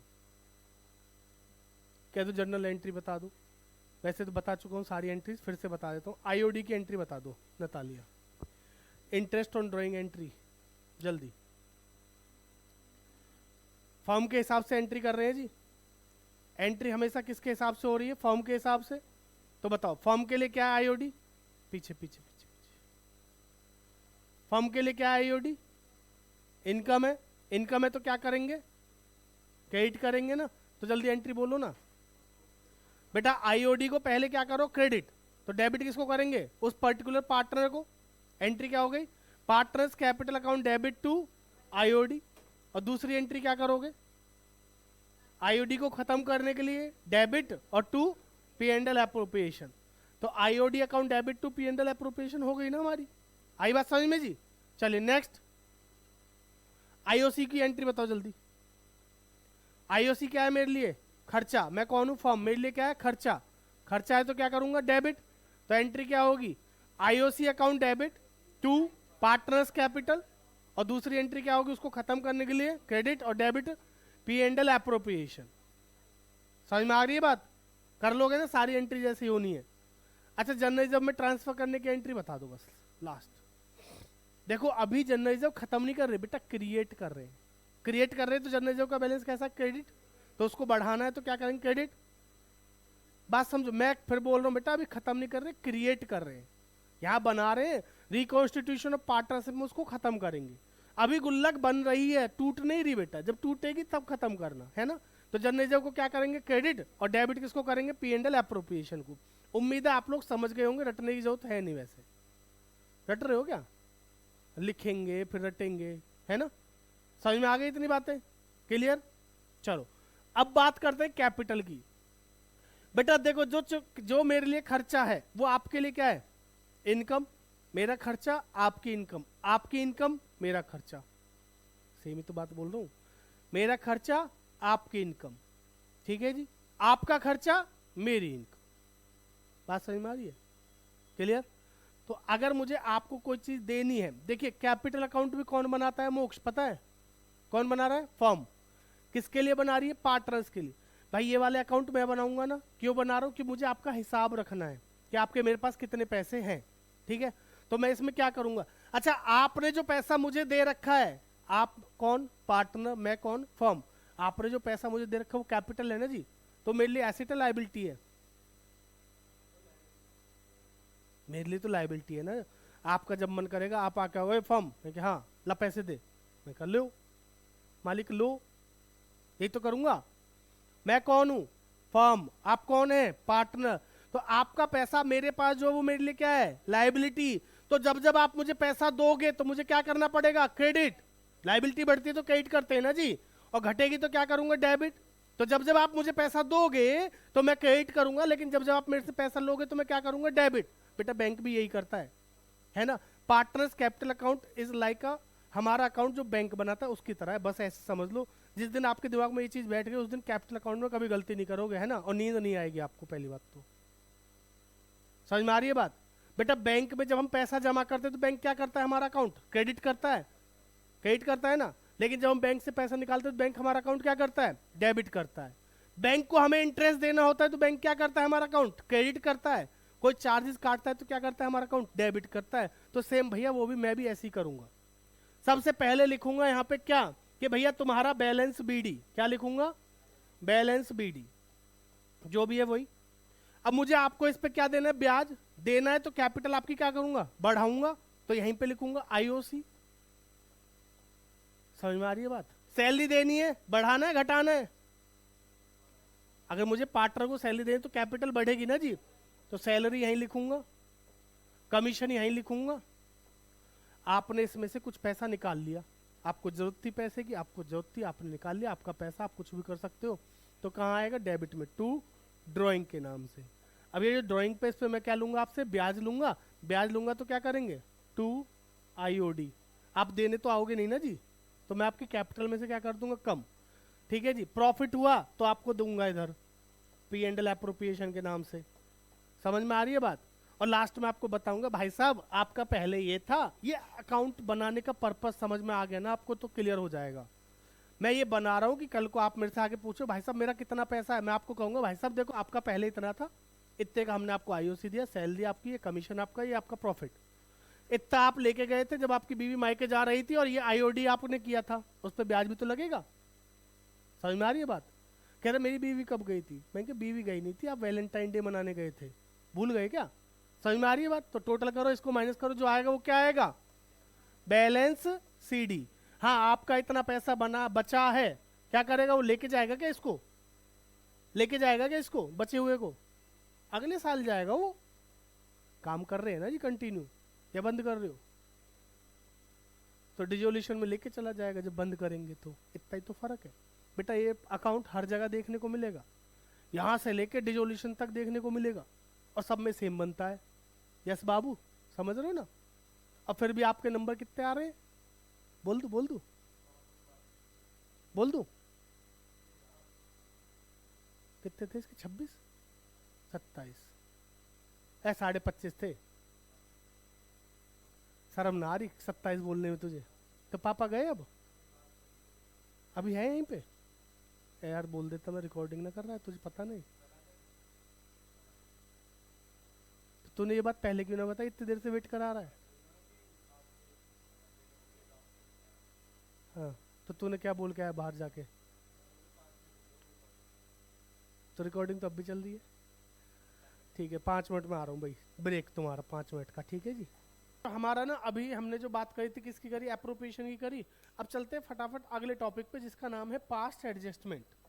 बस 2 टॉपिक और बचे, चैप्टर खत्म। एक पास्ट एडजस्टमेंट और दूसरा गारंटी। पास्ट एडजस्टमेंट अब बेटा इसको समझो थोड़ा सा ध्यान से, देखिए पास्ट एडजस्टमेंट में जब भी क्वेश्चन आए, बच्चे ना भूल ही गए हैं कि भाई पास्ट एडजस्टमेंट करते कम है हम, है ना। तो देखो ध्यान से समझो, पास्ट एडजस्टमेंट क्वेश्चन जब भी आएगा आपको सबसे पहले क्या करना है, सबसे पहले तो आपको घबराना नहीं है, उसके बाद आपको ना फॉर्मेट बनाना है, अगर बड़ा क्वेश्चन है तो, वरना एमसीक्यू में तो उसके हिसाब से करना, ठीक है। क्या है देखो जरा, पहले आपको क्या करना है, जितने पार्टनर हैं, मान लो 2 पार्टनर हैं ए और बी, तो दोनों का कॉलम बनाएंगे, तीसरा किसका बना लेंगे, फर्म का, और सबका क्या लिखेंगे, debit credit debit credit debit credit, ठीक, debit credit debit credit debit credit. बेटा ये जो ए और बी है ये क्या है, कुछ नहीं, पार्टनर्स कैपिटल अकाउंट है ये,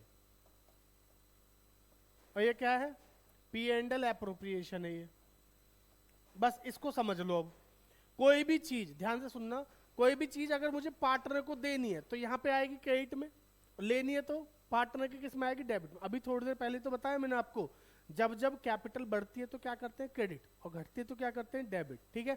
तो सेम वही कह रहा हूँ बच्चों, जब भी हमें कोई चीज पार्टनर को देनी तो किस में लिखेंगे, क्रेडिट में, कोई चीज पार्टनर से लेनी तो कहाँ लिखेंगे, डेबिट में, ठीक है।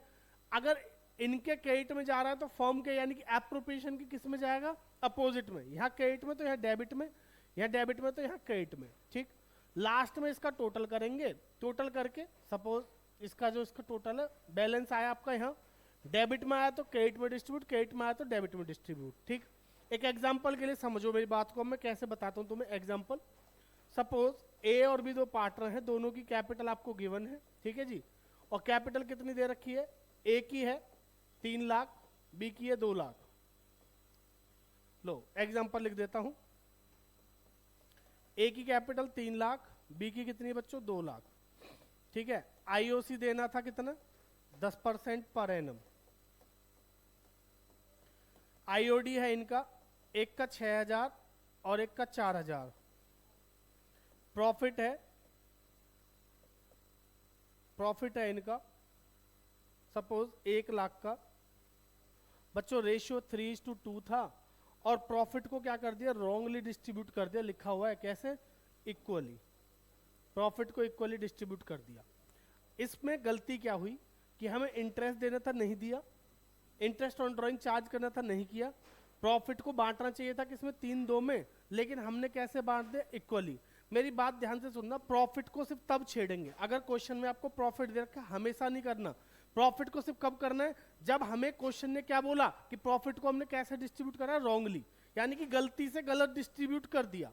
तो जब पार्टनर्स को प्रॉफिट दिया होगा तो हमने क्या किया होगा, उनकी कैपिटल बढ़ाई होगी, कैपिटल बढ़ाई मतलब क्रेडिट करी, तो हमें उसको क्या करना है, कम, और कम करने के लिए क्या करेंगे, डेबिट, सिंपल।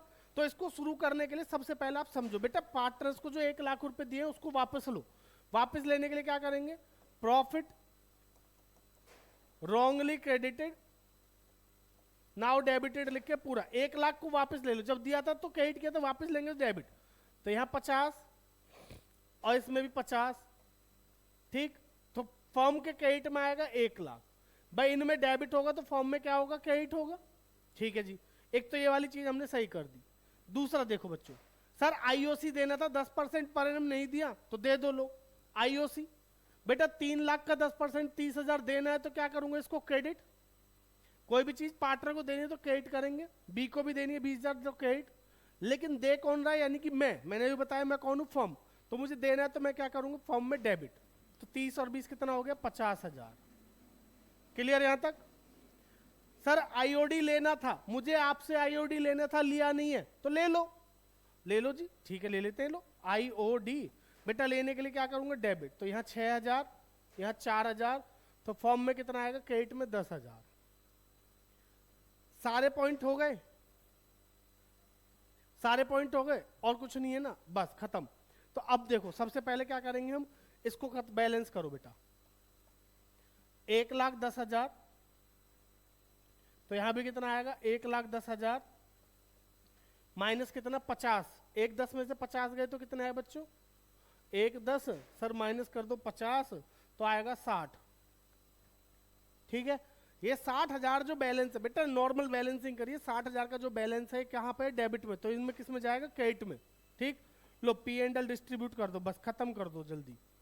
डिस्ट्रीब्यूट किया कितना आएगा, 60,000 इस रेशियो में बांटो, 3, 2, 5, 5 से डिवाइड करेंगे 12, 12 36, तो 36,000 इधर और बेटा 24,000 इधर, खत्म, बस खत्म। 1 मिनट का और बचा है।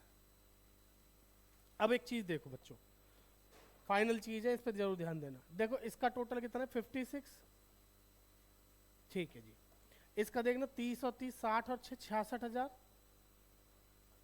इसका कितना है 54 और इसका कितना है 44। अगर आप ध्यान से देख पा रहे हो बच्चों, इन दोनों में गैप कितने का 10,000 का, और यहाँ पे भी गैप कितने का 10,000 का। बट आपको यहाँ पे समझना है कि यहाँ पे जो 10,000 है वो किसका है, 66,000 ज्यादा है 56, 66 ज्यादा है 56। ऑब्वियसली बात है 66 का क्रेडिट का, तो ये 10,000 क्या करेंगे क्रेडिट। जिसका अमाउंट बढ़ा, जिसकी संख्या बढ़ी, क्रेडिट की बढ़ी तो क्रेडिट का साइन, डेबिट की बढ़ी तो डेबिट का। 54,000 डेबिट का और ये 44,000 क्रेडिट का, तो यहाँ पे किसका बढ़ा डेबिट, तो ये डेबिट। तो एंट्री क्या हो जाएगी हमारी, एंट्री जर्नल एंट्री आपको लिखनी है क्या बेटा, 20 capital account debit, 2 as capital, खत्म, बस इतना ही तो है इसमें। 10,000 10,000, इसके अलावा कुछ है ही नहीं।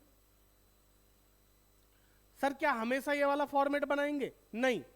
एक सिचुएशन ऐसी होती है जहां पे सिर्फ एक ही गलती हुई है। अगर इस क्वेश्चन को ही मैं थोड़ा सा वो कर दूं, क्वेश्चन ने कहा कि आईओसी देना था, कैपिटल दे रखे 3 लाख 2 लाख, क्वेश्चन कह रहा है आईओसी देना था, दिया नहीं है, तो दे दो। तो उसके लिए सिंपल जाओ आप बेटा, यहां पे लिखो ए और बी बस। आईओसी देना है तो क्या करेंगे क्रेडिट, तो इनको क्रेडिट कर दो कितना 30,000 और 20,000, ठीक है। पहले क्या कर दो 30 और 20 क्रेडिट कर दिया। अब जितने का देखो सिंपल सी बात समझो, मैं हूं फर्म, मैं कौन हूं फर्म। अगर मैं आपको 30,000 और 20,000 रुपए दे रहा हूं तो भैया ये मेरे लिए लॉस नहीं है, लॉस आपका ही है। देखो अगर मैं आपको 50,000 रुपए दे रहा हूं, मैं आपको 50,000 रुपए दे रहा हूं, तो ये पैसा कौन भरेगा, आप। लॉस किसका, आपका, तो भरोगे भी तो आप ही ना जी। ठीक है, मैंने आपको 30,000 20,000 दे दिया, बट बेटा सारी चीजें पहले हो चुकी है, बस ये 50,000 का तो लॉस और है, तो इसको मुझे तुमसे वापस लेना है, बट लूंगा किसमें, रेशियो में। ध्यान से समझो, मैंने अभी आपको दिया, क्रेडिट कर दिया आपका इंटरेस्ट, ठीक है भाई, तेरा 30 है तेरा 20 है, दे दिया। लेकिन भैया मुझे अब हो गया 50 का लॉस, और लॉस किसको भरना है, आपको, ठीक है जी। और लॉस किस रेशियो में भरा जाएगा जी, सर रेशियो तो हमारा 3-2 है, 3 और 2 कितने होते हैं 5। तो भैया इसको अगर मैं डिस्ट्रीब्यूट करूंगा ना तो 30 और 20 ही आएगा, ठीक है। तो सर यहां पे तो कोई एंट्री नहीं बनेगी, ऐसी सिचुएशन भी आ सकती है कोई एंट्री ना बने, ठीक है। लेकिन अगर मैं रेशियो इक्वली कर दूं, थोड़ा सा आपको समझाने के लिए, अगर मैं यहां पे क्या कर देता हूं, रेशियो हम इक्वली मान लेते हैं जी, तो बेटा एंट्री क्या हो जाएगी फिर, लो जी 50,000 का लॉस है तो उसको क्या कर देंगे डेबिट, तो यहां पे क्या हो जाएगा 25,000, यहां भी 25, तो बेटा एंट्री आ जाएगी, देखो 30,000 क्रेडिट 25,000 डेबिट, तो 5,000 किसका क्रेडिट का, और यहां पे 5,000 किसका डेबिट का। बेटा ऐसी वाली वर्किंग आपको सिर्फ तब बनानी जब एक ही, अगर कोई एक ही गलती हुई है बस, उसके अलावा कोई गलती नहीं है, ठीक है। जैसे इनको ये वाली एडजस्टमेंट आप कहाँ कहाँ पे कर सकते हो, वरना यही करना, ये वाली कब कर सकते हो और कहाँ कर सकते हैं, सुन लो। जब आपको सिर्फ इंटरेस्ट ऑन कैपिटल देना था, नहीं दिया, भूल गए, तब कर लो। या फिर 10% देना था 12% दे दिया, 12% देना था 10% दे दिया, ऐसी सिचुएशन में आप ये वाली यूज कर सकते हो। बाकी वरना कंफ्यूज मत होना, ये वाली ज़्यादा बेस्ट है, तो इसी को आप यूज करके क्वेश्चन को आराम से सही कर लेना, ठीक है जी। उम्मीद है यहाँ तक आप लोगों को समझ में आ गया होगा, कोई दिक्कत यहाँ तक नहीं है। चलिए अगले पॉइंट पे चलते हैं बेटा, लास्ट टॉपिक इसका that is guarantee of minimum profit. बेटा मिनिमम प्रॉफिट की क्या दे रहे हैं अब, गारंटी।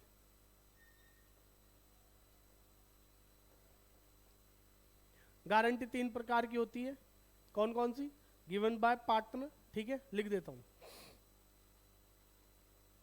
गारंटी गिवन बाय, 3 होती है बेटा, पहली पहली पहली पहली पहली, दूसरी तीसरी, ठीक है। पहली क्या है, फॉर्म टू पार्टनर, किसने दी है, फॉर्म ने दी है पार्टनर को। दूसरी बच्चों पार्टनर टू पार्टनर, और तीसरी मान लेते हैं क्या, partner to firm.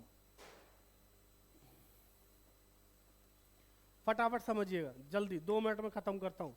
Form to partner का मतलब क्या है कि फॉर्म ने गारंटी दी है किसको, पार्टनर को। क्या गारंटी दी है, बात समझो कि भाई फॉर्म कह रही है पार्टनर को, भाई तू आजा पार्टनरशिप में, तुझे इतने का प्रॉफिट होगा ही होगा। इतने का मतलब क्या, अरे मान लो आपको बोल दिया कि भाई इतने का प्रॉफिट होगा, एक अमाउंट 70,000 50,000 जो भी है वो बोल दिया कि आपको इतने का प्रॉफिट होगा, ठीक है। अब पार्टनर आ गया, अगर उसको लॉस होता है, डेफिशिएंसी कौन बियर करेगा, बाय ऑल अदर पार्टनर्स। बेटा जिसको गारंटी दी है उसके अलावा जो बचे हुए पार्टनर हैं वो क्या करेंगे, गारंटी बियर करेंगे, ठीक। पार्टनर टू पार्टनर है। अब सबने तो मना कर दिया था भैया हम ना जिम्मेदार नहीं है कल को लॉस हुआ तो, पर जो उसको लेके आ रहा है, जिसने बुलाया वो कह रहा है हाँ भाई तू एक काम कर, कोई बात नहीं आजा, अगर कल को लॉस होगा तो मैं भरूंगा, मैं दे रहा हूँ तुझे गारंटी, ठीक है नहीं। तो वो क्या है, डेफिशिएंसी कौन बियर करेगा, bye partner, that particular partner, ठीक है जी। तो deficiency by that particular partner.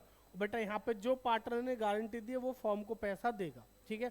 तो इस केस में जितना भी अमाउंट है, समझो बात को, जब आप P and L appropriation account बनाओगे, ठीक है ना, P and L appropriation account बनाओगे, ये जो पार्टनर आया फॉर्म में, इसने कहा जी मैं 1,00,000 रुपया कमा के दूंगा, कमाया कितना उसने 70,000, तो 30,000 कम है ना, तो 30,000 रुपये दे देगा, यहाँ पे लिख देंगे 30,000 इनकम है ना फॉर्म के लिए, और यहाँ बाय सीज कैपिटल के नाम से उसका लिख देंगे, खत्म बात, क्लियर।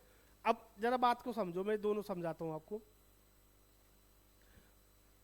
सपोज बच्चों प्रॉफिट है हमारे पास कितने का, 2,00,000 का, P and L appropriation account हमें बनाना है, प्रॉफिट कितने का हमारे पास, बाय नेट प्रॉफिट या बाय प्रॉफिट जो भी 2,00,000 का, ठीक है। अब इसको डिस्ट्रीब्यूट करो, ए बी सी 3 पार्टनर है, ए बी और सी, रेशियो 2:1 का है, रेशियो क्या है 2:1, 2 2 4 1 5, 5 से डिवाइड करेंगे 40 80 80, तीनों का लिख दिया मैंने। बट सी को गारंटी दी थी किसने, फॉर्म ने, सी को गारंटी दी थी किसने, फॉर्म ने, कि आपको 70,000 का प्रॉफिट होगा ही होगा। लेकिन अगर ध्यान से देखो सी को प्रॉफिट कितने का, 40 का, तो कितना कम है 30, तो ये 30,000 रुपए इसको कौन देगा, इनका रेशियो था 2:2:1 का, ठीक है जी, 2:2:1 का, 2 2 4 और 1 5, तभी तो आया, हाँ ये इनका प्रॉफिट रेशियो था। गारंटी किसने दी, ए और बी ने, फॉर्म का मतलब क्या है, ए और बी ने। अगर कुछ नहीं बोला तो बेटा इस रेशियो में बियर करेंगे, यानी इक्वली, तो 30,000 कौन देगा, 15 ये देगा, 15 ये देगा। बट कभी कभी क्वेश्चन कह देता है कि भाई डेफिशिएंसी को बियर करेंगे 3:2 में, 3:2 के रेशियो में, तो भैया जो 30,000 है इसको क्या करना, इंटू 3/5 और इंटू 2/5 करके आपको क्या निकालना है, सिंपल निकल जाएगा, 18,000 ये देगा और 12,000 ये। तो बेटा इस केस में हम क्या करेंगे, 18 इसमें से माइनस कर देंगे और 12 इसमें से माइनस कर देंगे, खत्म। तो ये हो गया 62 68 और बेटा इसका 70,000। तो कुछ इस प्रकार से आपको बस ये प्रेजेंट करके और छोड़ देना, खत्म हो गया क्वेश्चन। 3 नंबर का सवाल आता है पेपर में ये, ठीक है ना। तो ऐसे कुछ क्वेश्चन अपनी बुक के देख लेना, इसके अलावा कुछ है ही नहीं। अच्छा अगर इसने गारंटी दी होती, मान लो ये डेफिशिएंसी बाय पर्टिकुलर पार्टनर, इसको गारंटी दी किसने, ए ने, तो भाई यहाँ पे क्या हो जाएगा 40 30 70, ए में से 80 माइनस 30 कर देंगे तो 50 और इसका 80 का 80 रह जाएगा, बस इतना सा चेंज है और कुछ नहीं है, ठीक है।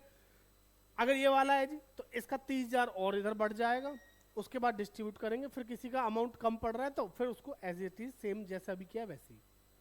क्लियर है बच्चों। तो बच्चों ये था हमारा चैप्टर 1 का 1 शॉट पूरा, ठीक है। क्योंकि अभी क्लास बहुत लंबी हो गई है और मैं चाहता नहीं कि आपको ज़्यादा दिक्कत हो, तो आप एक काम करिएगा, अभी इसको पूरा रिवाइज कर लो अच्छे से।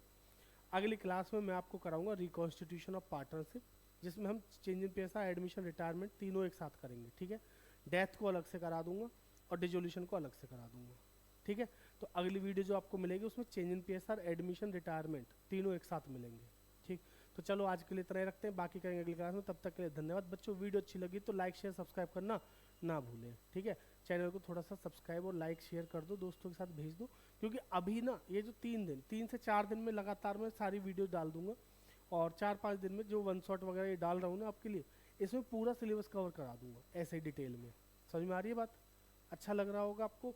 और इसके बाद अब आपको क्या करना है, इस चैप्टर के जितने भी उसमें स्कैनर के क्वेश्चन है ना बुक के पीछे, जो पहली बुक के, वो सब लगा लो। मैं बार बार क्यों बोल रहा हूँ, देखो इंपॉर्टेंट है, पास्ट ईयर के क्वेश्चन बहुत इंपॉर्टेंट है इसलिए, ठीक है।